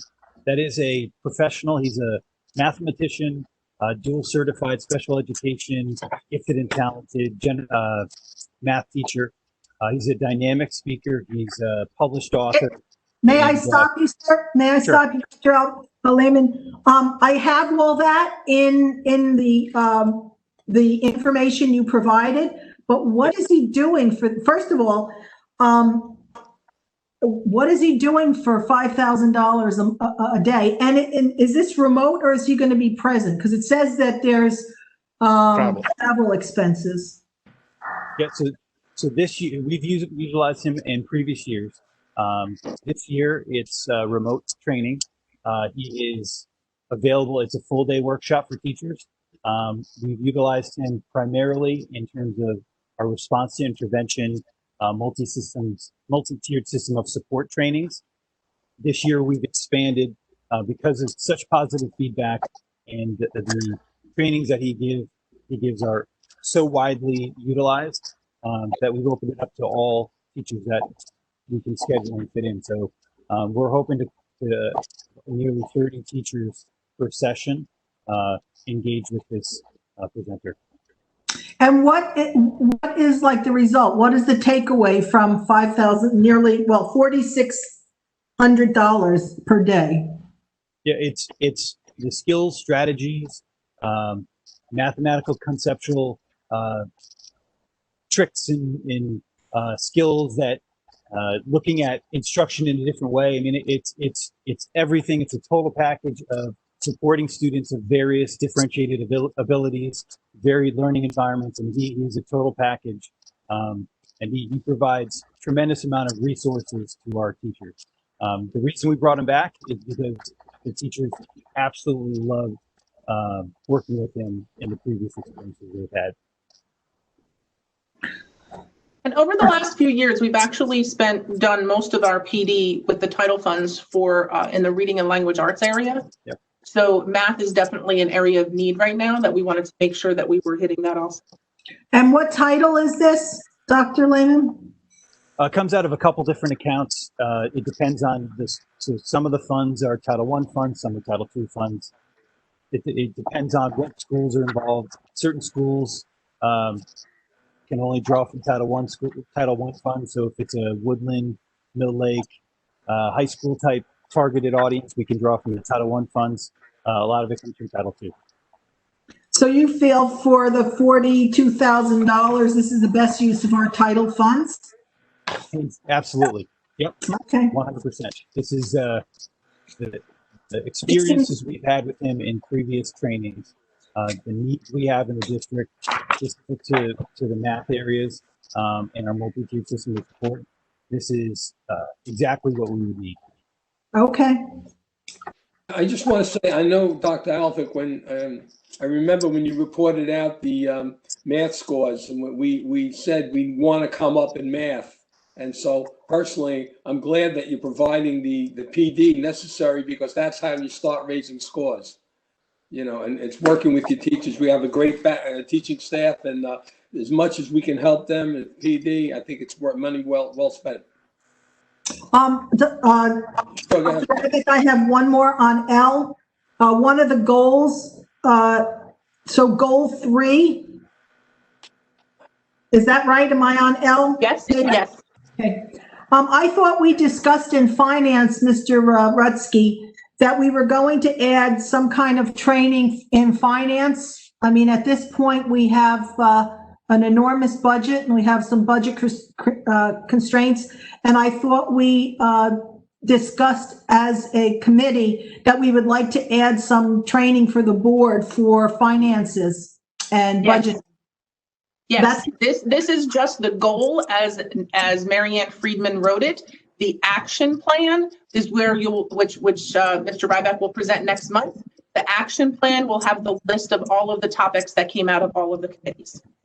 And is that on there? Yes, it is. Before I vote yes? Okay. Yes, it is.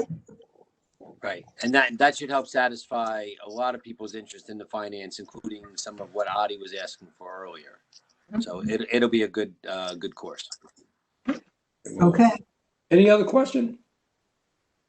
All right, Mr. Gorski, I think we could take a vote on this. Board action items A through Q. Mr. Chiarella. Yes. Mrs. Stolpanovich. Yes. Mr. Pelori. Yes. Mr. Tefano. Yeah. Mr. Rutsky. Yes. Mr. Nicotinsky. Yes. Ms. Siegel. Yes. Ms. Arminio. Yes. Ms. DeMayo. Yes. And Mr. Ryback. Yes. Mr. Board President, board action items A through Q is passed. Thank you. And before I conclude, Mr. Ryback, I just want to kind of give a quick update on the communication that we've been giving out to parents with regard to the reopening in November. So about a week and a half ago, October 7th, information was sent out to parents to ask them to answer two questions. The first question being, would you like to remain in the full remote option, or would you like to send your child back in the hybrid option? We sent out a PowerPoint with it, as well as a very detailed letter. Also, a letter was sent to the staff on the same day with information specific to staff members too, along with a copy of that letter. Since then, the schools and Dr. Lehman and I have responded to any email that has come to us with questions. We asked parents to respond by yesterday. That was actually a request from the schools because they looked back at the timeline and how many days we have between now and November 16th. And they wanted to make sure that they had enough time to look at their numbers, contact any parents who have not responded yet, and that's what they're in the process of doing now, to make sure that we have heard from every single parent, and then create their schedules, class lists. They're going to certify class placements by November 4th, and November 9th will be bus assignments so that we have an opening on November 16th. If any parent continues to have any questions, we encourage them to reach out. We answer every single email that we get within 24 hours to make sure that the parents have all of the information that they need. It's difficult to just have an open public forum to answer questions because each level is a little different and there's specifics for each level. And parents have different questions and different needs for their families. So we are happy to answer any questions. They can call the district, call the school, email any one of us, and we will answer them. And we will continue to send out more information as we get closer to the opening. Thank you, Dr. Oliver. Okay. That concludes my report. Okay, we move on to our business administrator's report. Mr. Gorski. Thank you, Mr. President. There's a couple items on my report that I would just like the board and community to take note of. Number one is letter I, which is an approval for OnTech Consulting, Inc., which is a vendor that goes after E-rate funding.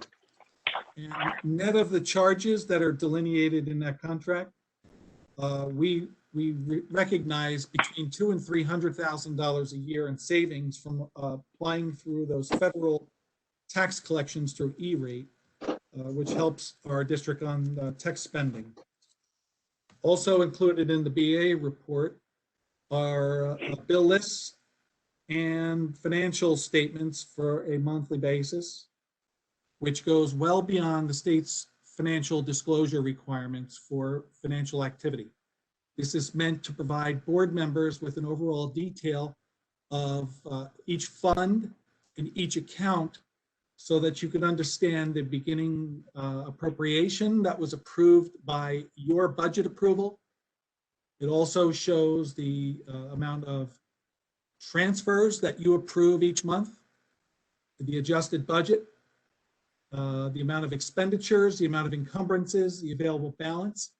And I draw your attention when you get a chance to Fund 20 once again, which shows every delineated line item for every grant that we have in detail, including every single COVID grant. And again, I recognize this is not an easy read. Many hours a month go into the preparation of this document. It's also audited. So I would suggest take a look at it and give me a call if you have any questions. Mr. Board President and members of the Monroe Township Board of Education, it is recommended that board action items A through L be approved by consent roll call. Okay, second? I'll second. It's Paul. Okay, any questions, comments? All right, let's vote. Mr. Chiarella moved the motion. Mr. Rutsky seconded. Yeah. Mr. Rutsky. Yes. Mr. Mayo. Yes. Mr. Flory. Yes. Mr. Chiarella. Ken, are you muted? Yes. Thank you. Ms. Siegel. Yes. Ms. Kolpanowicz. Yes. Ms. Arminio. Yes. Mr. Tefano. Yes. Mr. Nicotinsky. Yes. Mr. Ryback. Yes. Mr. Board President, board action items A through L has been approved. That concludes my report. Thank you. Okay, thank you. Now I'm ready for my report. Last month, as I mentioned earlier this evening, we approved the letter to go out to the developers, asking them voluntarily, of course, to assist us with our needs, especially facility needs, because of the growth that we're experiencing. And the board asked the mayor to co-sign that letter. I received the letter back from the mayor and his attorney. I'll read the mayor's letter for the sake of time, because he basically whatever his attorney said into his letter. And then I have a motion that I would like to hopefully have passed. Dear Board President Ryback, the council president and I have received your request to join in a solicitation of donations from applicants for development to assist in the construction and improvement of school facilities. As you know, I share your belief that improvements are needed. However, the board's approach in this instance cannot include municipal officials. As the attached letter from the township attorney indicates, municipal elected officials of the township cannot solicit monetary donations from applicants who come before land use boards, and it is neither legal as it is neither legal nor ethical. Additionally, as our attorney stated, it would jeopardize our current litigation against developers. That having been said, the governor and state legislator can and should act to give municipalities the authority to impose so-called impact fees to fund the construction of school infrastructure, which are currently not legal. As you may know, I have written to Governor Murphy and our legislators on this issue and proposed a resolution, along with Mayor Carley of South Brunswick, to the League of Municipalities to allow impact fees for schools, particularly in light of the state's mandate for affordable housing.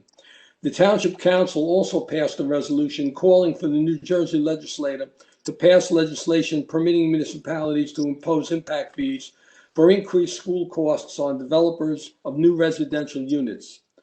Excuse me. This is an imperative that can no longer be delayed. I would ask that the board join in our efforts and immediately petition our representatives in Trenton and the governor to act on impact fees. With 97% of our upcoming development tied to the state Supreme Court mandated affordable housing obligations, the state must provide relief and support through impact fees as well as additional school funding. As always, the Township of Monroe supports the Board of Education and will continue to use all tools legally available to help obtain much needed resources for our schools. Sincerely, Gerald W. Tamboro. With that, as I said, his letter very much just integrates whatever his attorney said. But with that, I know we've certainly tried with impact fees. I know I've been trying for years. I think Mr. Chiarella and Ms. Arminio as well for years have been advocating for impact fees. And we've been doing this ongoing, but we're not going to give up. So I'd like to make the following motion. Whereas the Monroe Township School District currently has 1,500 unhoused students, with another 1,200 students expected in the next 5 years, which will result in 2,700 unhoused students in total. And whereas the Monroe Township School District currently has 8 facilities in need of replacement and/or major repair. And whereas student enrollment growth is stressing the budget, especially in the area of special education. And whereas there are no sidewalks resulting in the school district providing transportation for 98% of our students. And whereas 97% of Monroe's upcoming development is tied to New Jersey Supreme Court mandated affordable housing obligations, now and therefore be it resolved that the Monroe Township Board of Education hereby, 1, firmly supports the imposition of impact fees on developers and urges the New York State Legislature to pass legislation permitting the imposition of impact fees on developers of new residential units for increased school cost. And 2, direct the Business Administrative Board Secretary to send a copy of this resolution to the governor and all legislators representing Monroe Township. Can I get a movement? Someone move this? Steve, before I vote, I want you said New York State last. You said right. Yeah, he did say New York. Did I say New York? Yes. Yes.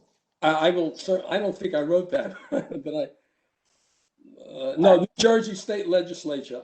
I'm sorry, I misspoke, but it's written. Thank you, thank you both. I guess I've been a New Yorker a long time. You know. Okay, Michelle, did you have a question?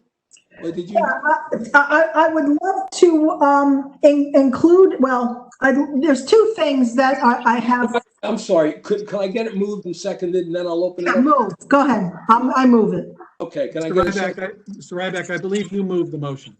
Okay. Well, Michelle. I'll second it. Okay. Now go ahead. Ask your question. Well, my concern is we've been going around and around for, again, 20 years. And what the council and mayor can do through the planning board and zoning board is to not continually grant all kinds of extra things to the builders that really don't conform with our ordinances. I mean, what they do is they make an application, they say they are conforming to the ordinance, and then they come back over and over again and ask for waivers. And sometimes those waivers put more square footage into the properties. They'll say there's a loft, but it's really not a bedroom, but it's really a bedroom. So our elected officials are skirting the issue. They are piling on high density. They're destroying our environment. They're taking down trees. These are the things that our municipal officials can absolutely be involved in. And another thing that I would love to see, along with something like this, is for our municipal officials to not accept campaign contributions from builders.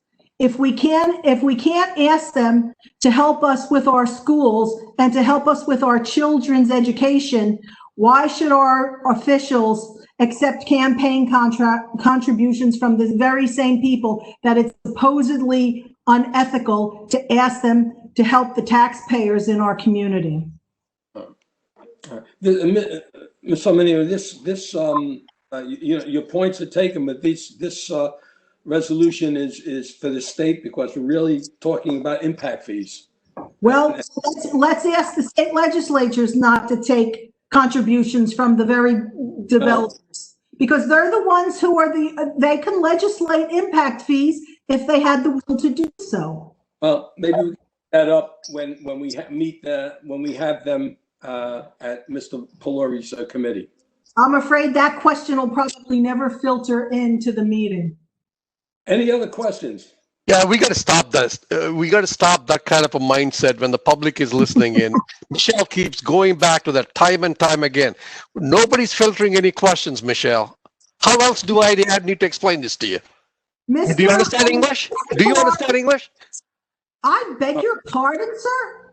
How dare you? Yeah. I have as much right but you keep bringing up the same thing time and time again. And how much transparent can we make it? President Ryback, Mr. I'd like to get a word in. He is trying to censor my speech, and I think that is inappropriate. And why should any board member? I have listened to pontificating from many board members. You know what? The problem is the same. and I say it over and over again because the problem continues to exist. We've got no money from our legislators. We go around and around. Why do we keep sending these ridiculous resolutions? We never get an answer. So how dare you try to censor my speech? Okay, I'd like to move No, on. no, Mr. Steve, let me answer. I'm not censoring your speech. You're misguiding public. You're misguiding public time and again with your rhetoric. Okay, if you want to be the person asking the questions, you want to be involved with Mike to filter the questions, please go ahead and do that, and the rest of the members don't need to be there. How else do you want us to put some sense into this? Please help us, Michelle. Mister, I don't think you're speaking rationally at this point. I have every right to make the same. Look, the resolutions are the same. My complaint is the same. We have never gotten enough money for our community, and we have every right to continue to request it. I will not be silent. How dare you? You're going to cut me off? No, I'm not trying to cut. I'm not trying No, to. but Mr. Pelori is making, or are you asking to slit my throat, Mr. Pelori? I am done. I am done. So move Well, I on. would wish you would be silent then when I had the floor. I'd ask that, we've had a very quiet, professional meeting so far. I'd like to keep it going like that and not have arguments like this. I mean, let's keep it as professional as we can. We do set up an example for the public and for students, and I'd like to move that on. Do I have any other comments on my motion? All right. I'd like to say something. I'm sorry. Did somebody say something? Pete, I would like you? to. Okay. Peter, did you have a No, comment? that's Ken. That's Ken. Oh, Ken? Yes. Go ahead, Ken. Thank you. I just want to, mention that township turning their back on this and saying that they have pending litigation. I don't know if that's true or not. What I do know is that pockets of the developer life, and we're seeing what's going on, seeing the outcome of that 27, 28 years of that right now. Of on-house students, we're begging for more. We're at our wits' end. I want to know, when we first elections from April to November warned this board that we were going to end up in a atmosphere where we would have political parties of candidates that would then do their bidding, and that's exactly what we have now. And we have a slate of Board of Ed candidates who are endorsed by and his party, and who are being funded and moved around and that party, and then we're trying to beg and put a letter out asking for extra money. It's a farce. I'll vote for it because I don't think that there's any reason not to, but I'm getting to come out of it, except that this is a dog and pony show. Ken, I just want to respond. I know you in the past have mentioned, I think recently, about the importance to impact fees, even retroactively. I know you had mentioned something like that. And, we've all been fighting for this, and it's been years. And I just don't like to give up. I figured, let's give it another shot. So I hope you'd all vote for it. I guess, Mr. Gorski, can we take a roll call vote on this? Yes, sir. Ms. Koloponowicz. Yes. Mr. Pelori. Yes. Mr. Mayo. Yes. Ms. Arminio. Do I need Mr. Pelori's consent to vote? I don't think so. I'm going to vote yes, because I'm independent minded. Thank you. Noted Come on, as a yes. let's cut it out. Ms. Let's vote. Siegel. Yes. Mr. Chiarella. Yes. Mr. Rutsky. Yes. Mr. Nicotinsky. Yes. Mr. Tefano. Yes. Mr. Ryback. Mr. Board President, motion passes unanimously. Thank you. Thank you all. Appreciate it. All right. We can move on to other board business. Any board member? Anyone? Okay, not seeing anyone. Next public forum. This you're not just speaking on the agenda. It's open, so you have 4 minutes. I ask you to state your name and address.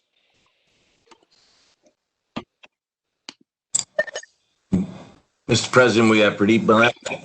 Okay. Please state your name and address. Yeah, can you hear me?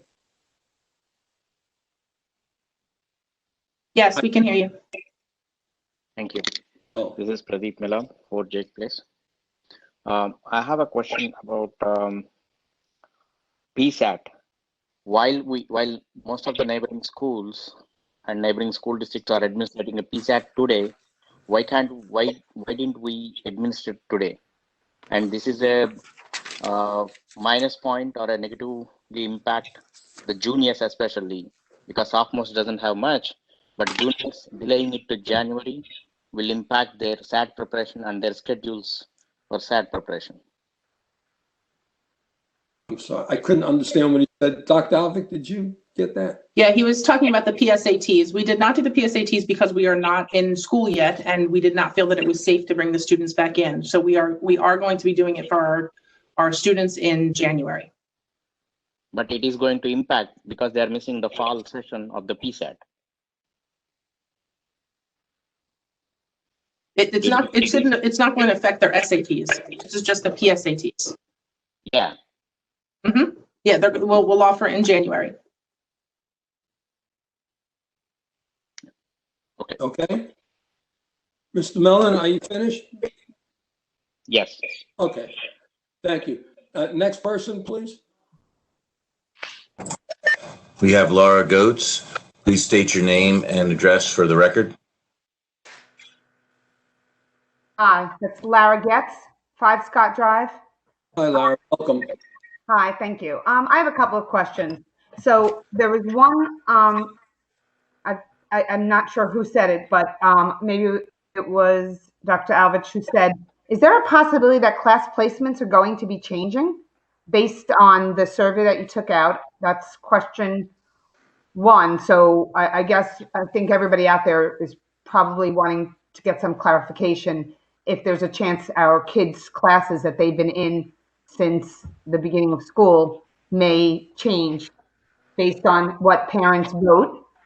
The second, I don't know, do you want to answer that first? Sure, I can answer that. Our hope is that we are not doing any changes for students. But with some of our staffing issues that we may have, or it could be any reason, it may be a very few number. Our hope is we're not making any changes for students. Okay, thank you. Yeah, I want to go back to that $42,000 professional development. I'm sorry, I can't wrap my head around it because I understand that he may be great and I understand that the teachers may love him, but $42,000 is close to a teacher's salary for a year. I just, I know all of you voted on it, and I just think that the people of Monroe would have a very hard time if you asked their opinion on spending $5,000 a day. And something was kind of brushed apart. They said that there's travel expenses, but he's virtual. So I'm a little confused. And I'm not saying that they don't deserve it, but Title I can pay for a basic skills teacher who can meet the needs of kids. I just think much more, it's just my opinion. And then I guess one more thing. I just thought that last little bit was kind of disgusting. I don't think anyone on the board should be telling someone else, you understand English. It's just not appropriate. And, in this day and age, no one should be doing that. And you are supposed to set an example. And there are people that are watching this and kind of blown away by that last bit. Whether it's right or wrong, I'm not even going there. You just don't say that to another human being. That's my 2 cents. So Title I thing, I think people of Monroe would be a little upset with $42,000 for 9 days. Just my 2 cents. Thank you. Thank you. Next person. We have Prakash Proud. Can you hear me? Yes, sure. Hello, Steve.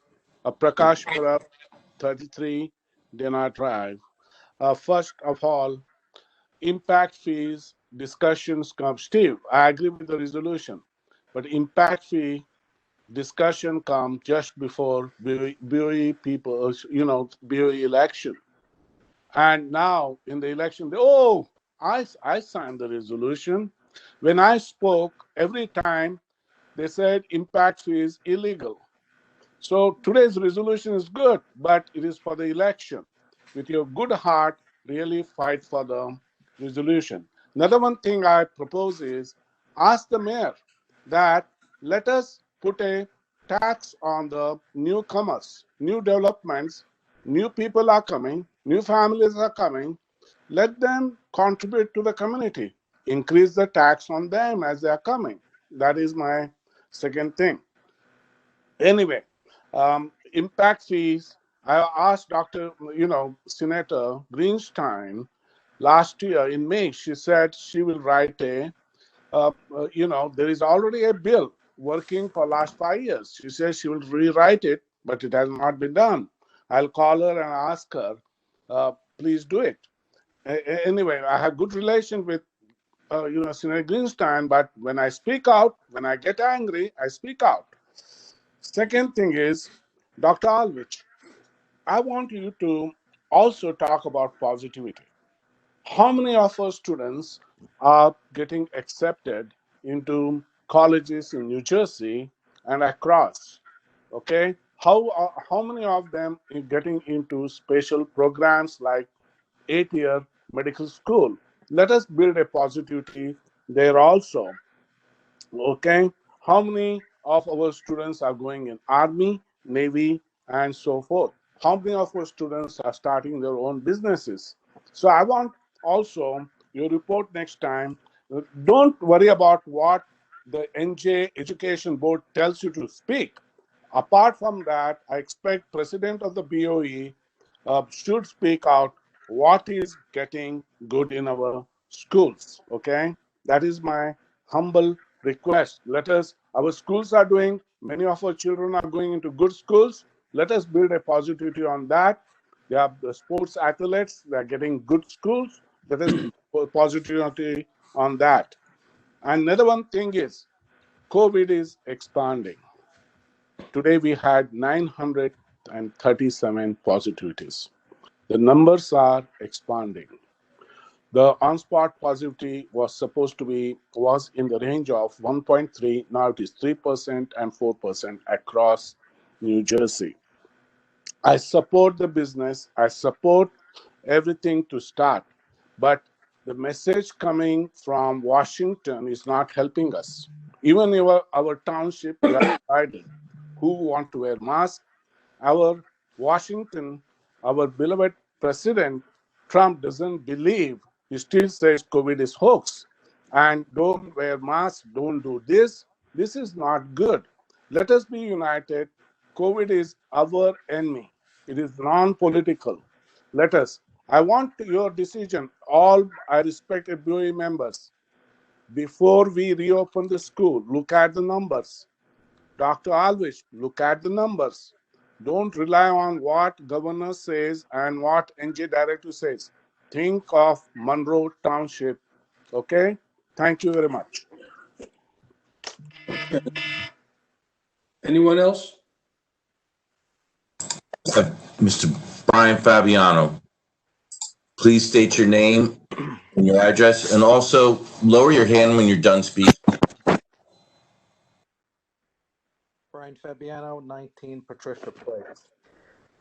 All right, well, we only have 4 minutes, so I guess it's a short period of time to get a lot in, but I guess I would start by saying I would echo the other callers, public members' comment. I'm lost for words that this board would allow Andy Pelori to talk the way he did to Michelle Arminio. Imagine if kids were watching this, or someone who didn't speak English was watching this. That type of question, do you speak English? Do you understand English? We allow that. And Steve, as the board president, you allow that to continue on. Shame on you. Shame on you. Shame on you. Okay? I got to tell. Let me finish, because the clock is ticking, and then you can give me some phony baloney of why you would let that continue. Well, then I'm not going to answer at all, because obviously. Well, that's fine. That's fine, and I think it speaks a lot about the way you guys let things go on here. But when you talk earlier, you talked about censoring or having board members not being able to talk, about certain things and having to go to the board for approval. Anyone can do an Oprah request. How about earlier this year when Mr. Pelori, behind the scenes with Steve, you on the email, Dr. Alvich on the email, Mike Gorski on the email, was talking about trailer funding, what the cost of trailers would be. And on that email, which is public information, he says, let's not bring this to the board. That's a clear indication that you're trying to hide information from the board. Let's not talk about this to the board. You want me to reference the date of that email so when everybody can see it? I'll be happy to show it to you. But why don't you think people are comfortable coming? How many questions were asked tonight? People coming and submitting questions for the state legislators to come in. People aren't comfortable because they know the deals that are going on. Are people comfortable that Andy Pelori is the one running and fighting, or quote unquote bringing the legislators in to fight for fair funding? Is he really going to fight for fair funding when he was appointed by the governor to the college? I mean, a conflict of interest. Very clearly a conflict of interest. Another thing I wanted to bring up: how many times in these meetings do we can't talk about personnel issues? So many people have voiced out about Mr. Gorski's ethics complaints and not being able to talk about them because they're personnel issues. How dare who I want this board to tell us tonight why and how Kathy Kopanowicz can have a private letter from a private attorney who represents Mr. Gorski, how she can distribute that on social media, talking about a case of Mr. Gorski against Chrissy Skirby from his private attorney. Is this a township issue? Is this a board issue, Board of Education issue? Are we paying for that attorney? How is that information being fed and being put out? Can you see what I'm talking about here? When parents, all we want to hear about is schools opening and Dr. Alvich's plan. We come on these meetings and we see nothing but a baloney show. Board members disrespecting other members, board members trying to make a show that, they can't talk about this without the board, but yet behind the scenes, Andy's doing the same nonsense that he's trying to put on people that aren't even doing it here. I would like to have answers to this stuff. It's all public information. Give me a break. Then members come from the public on these meetings and they express their concerns, and you see Rupa's face making facial expressions. You guys should not make facial expressions or show any disagreement or agreement when. Okay, time is up. I'm not going to answer about myself because you obviously had your preconceived feelings about that. No, I had mentioned about being respectful to each other and that we're an example, and hopefully that will send the right message to everybody. As far as Mr. Pelori, he did answer that. He did explain what he meant by that, and it was just to hold it for another time, not to hide it. It was a matter of interpretation. That's what he said. As far as anything else, we cannot talk about personnel. This is not a Facebook debate. This is a Board of Education. We have to follow rules and regulations. Otherwise, we're opening ourselves up to liability charges. So while things may be going on Facebook, that's Facebook. This is the Board of Education, and we will not talk about personnel here. Okay, we can move on to somebody else. Next, we have Shavi Pravdar. Please, name and address. Also, lower your hand when you're done speaking. Thank you. Hey, George Allen Code. Can you all hear me? Yes. Very good. I had a few questions. First, I agree with all the speakers. I think, you all should be respectful to each other, set an example. Really didn't appreciate that back and forth in the comment that was made. It was not a place to make that kind of a comment. The question I have for Dr. Aldrich is, actually, Mr. Snelly, can you go back on mute, please? I'm getting a lot of feedback. Thank you.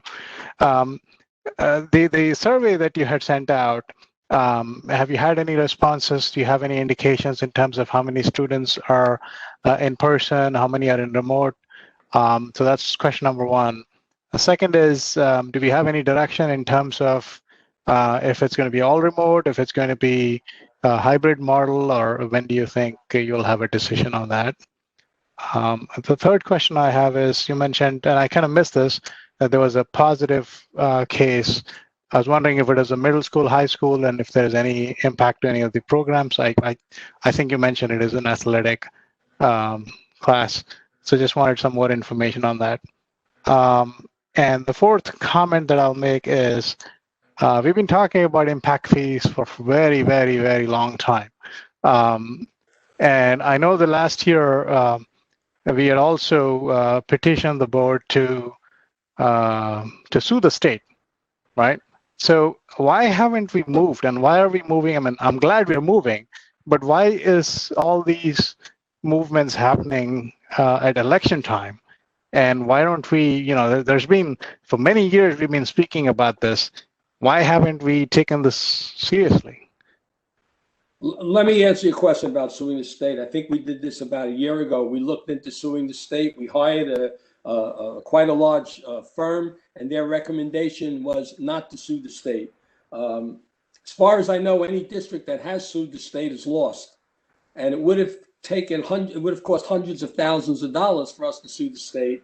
And you know, if you hire an attorney, you take their advice, and that's what we did. Okay, I don't know, Dr. Alvik, did you want to answer any other part of that, Dr. Lehman? Yep, I can tell you that we have probably about a 95% response rate so far from parents, and the schools will be reaching out to any parent that we did not hear from. The plan is to move to the hybrid on November 16th, and we do have the numbers to support that. I cannot give you any more information about the positive case. Okay, next person, please. We have Rasheen Shah. Hello, Rasheen. Please state your name and address. Hi, Roshni Shah, 10 Fieldview Drive. I have two questions. The first question, I believe we are still awaiting the HVAC filters in order to open. Is there a contingency plan in place if they don't come in? Meaning, do we have a plan in place to resubmit our opening plan with the revisions, removing the HVAC filters, so it is approved in time for the reopening? And this is just so we don't have another delay. I just want to ensure we're proactive rather than reactive. And then my second. Go ahead. Yep, go ahead. I'm sorry, just one more question. If only a handful of students return to the classroom, then will we still have gold and purple cohorts, or will there be an option for them to attend daily? This question is for elementary school specifically, because I know there's other factors involved with middle school and high school. But I just wanted to see if there was only a couple of kids that actually came into the classroom. Is there an option for them to go in every day? Based on our numbers, no, there is not. Based on the numbers that we've already received, there will be cohorts. With regard to the HVAC systems, we are monitoring that very closely. They should be here, actually they should be here within the next couple of weeks. So yeah, if we need to go back and look at another option, that may be an option, going back to the state and saying many districts did not do the MERV 13 filters, and those are the ones we're waiting on. Many districts did not do that. That was something that we felt that was important through our reopening committees to have that. So yes, that could be an option if we're not able to get them, but I'm pretty confident that we're going to get them. Right. Yeah. And I did see that it doesn't seem like that's a necessary requirement in order to reopen. I just want to make sure that if we do indeed not receive them, that, you know, we have the plans in place to resubmit the plan so that the state doesn't come back to us and tell us, you know, we can't open for whatever reason and delay us yet again. So, you know, just. Yes, I can adjust our plan if needed when we to go to the county superintendent. Great. Thank you. Mm-hmm. Thank you. Next person.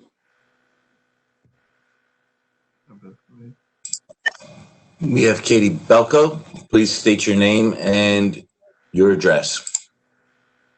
Hi, it's Katie Belko, 8 Brandon Avenue. I have a question about the return of the special needs students. Your PowerPoint that you sent out again the other day still had to be determined as the date. And I did send out a separate email, and I do appreciate Randy Flom for answering some of my questions.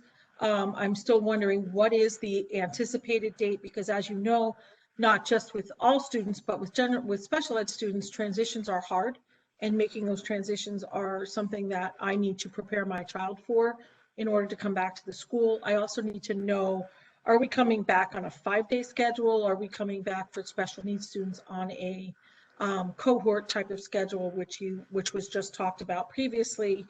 And as the previous caller just spoke about with the filters, I understand that they are not part of the actual requirements to reopen the schools. And, you know, to kind of quote my father, and pardon the pun, but are they on a slow boat from China? And why are they taking so long to get here? You've been giving us this reason for not opening the schools since July. And I just don't understand why it's taking so long. Like, I'll go pick them up. Like, I got a truck, I can put, you know, I'll make a couple of trips personally myself for that. So that's the other thing. And then just one other piece that I just want to make a comment about. Mr. Pelori, there's two things. One, I think that you were very disrespectful to Ms. Arminio in your statement. And number two is, why are you allowed to have a virtual background when that is part of the rules that the Board of Education decided on many months? That was not allowed when we were doing virtual meetings. And it is clear to me that you are in a virtual background. So that's just my other statement. But Dr. Alvich, I really am just looking for answers from you. Mr. Pelori, you can do whatever you need to do. I do not have the date for the special ed. As soon as the filters are in, we have prioritized those classrooms, and they will have the filters first so that we can bring them in as soon as possible. I know that the child study team members are reaching out to our special education parents to do some visits so that they can come in and see their classroom and help with transition. I understand that that's definitely a challenge, and we want to try to work with them on that. I know that the plan is for special education to come back 5 days a week. I know that Mr. Flom and Ms. Ruella have been communicating that out for our self-contained classes to come back 5 days a week. And the filters, we are not the only ones waiting on them. And there was a back order and we're waiting for them, but they are telling us that they're coming. Remember, we have a lot of filters that we're waiting on. Thank you. You're welcome. Thank you. Next resident, please. We have Mike Oleski. Please state your name and address for the board. Yes, my name is Michael Oleski. Yeah, I live at 50 Mayberry Avenue. Good evening, Steve. Hi, Mike. Steve, you know, not a nice thing to have to say, but yeah, I'm still upset from about 25 minutes ago, with the, engagement, I guess, between Mr. Pelori and Michelle Arminio. Yeah, Michelle Arminio, I think most of you folks know, probably one of the more decent people we have in our town, with her involvement on the Board of Education and also at Township Council meetings. And I just want to say one thing. I think, Andy, you owe her an apology. Thank you. Okay. Next resident. I believe that's it, sir. Okay. Thank you. We now move to our closed session. Let me read the following resolution. Be it resolved that the Board of Education. Steve, this is Andy. Can I make a statement, please? Andy, you know what? I want. Well, actually, I'll be quick. I'll be quick. Okay. Michelle, I do apologize. My frustration stems from the fact that I've been trying to make this as transparent as possible, trying to stay away from it, handing over the reins to Dory Alvik to do it. And yet, meeting after meeting, you're bringing up the same thing that, this question is not going to go in, that question is not going to go in, somebody's going to filter it. Well, I said what I said. We don't want to mislead people from even thinking twice to submit a question. If somebody submits a question with their name, how would that impact them? Are the legislators going to go and beat them up? I just don't understand that. That's why I said what I said. Yes, I did cross the line. I apologize for it, Michelle.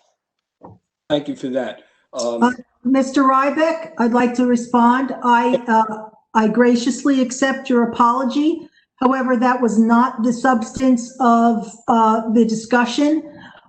Again, you shouldn't silence me or anyone, and especially a woman on this board.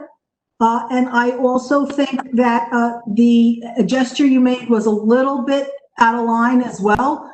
However, I do accept for the sake of the board and, congeniality. Yeah. But I don't need to also be lectured that you apologize, but what I say is misleading. It's not misleading. Thank Okay, you. for you, it's not misleading. Steve said, let's finish this conversation. And I looked at Steve and said, I'm done. I'm not making any gestures about killing people. Please don't read into it. Please don't publicize this as something it's not, please. Okay. Well, I want to thank the both of you for what you said, Andy, for your apology, and Michelle, for your acceptance of it. And to everybody, as I said before, no, it's important. We're all setting examples, and how we treat each other shows other people maybe how they should respond to each other. We are elected officials. People put their faith in us. And I think it's important to act appropriately. Let me read my motion. Be it resolved that the Board of Education of the Township of Monroe hereby moves to go into closed session in accordance with the Sunshine Law, Chapter 231 of the Public Laws of 1975, NJSA 10:4-6 through 10:4-21, to discuss the following subjects: harassment, intimidation, and bullying. Following closed session, action may be taken. The discussion conducted in closed session can be disclosed to the public at such time as the need for confidentiality no longer exists. I assume that we will not be able to discuss this, and I wanted to let people know that the next public session, it's for closed items only, and we won't be able to comment on anything. I've been proud. Okay. Second on this. Second. All right. All those in favor? Aye. I only have Aye. That's three. Aye. About All right. to understand. All right. That's all unanimous. We should be back in I'd say, what, about 15 minutes? Not even, Steve, should be about 5 minutes. Okay, great. See you all there. I imagine there's no one from the public. Mr. Pusinelli, am I correct? I do not see any hands, sir. Okay. In that case, next scheduled Board of Education meeting is on November 18th. And now I need I'd like to make a motion to adjourn. Motion to adjourn. So moved. All those in favor? Aye. Okay, motion passes. Thank you, everyone. Have a good evening.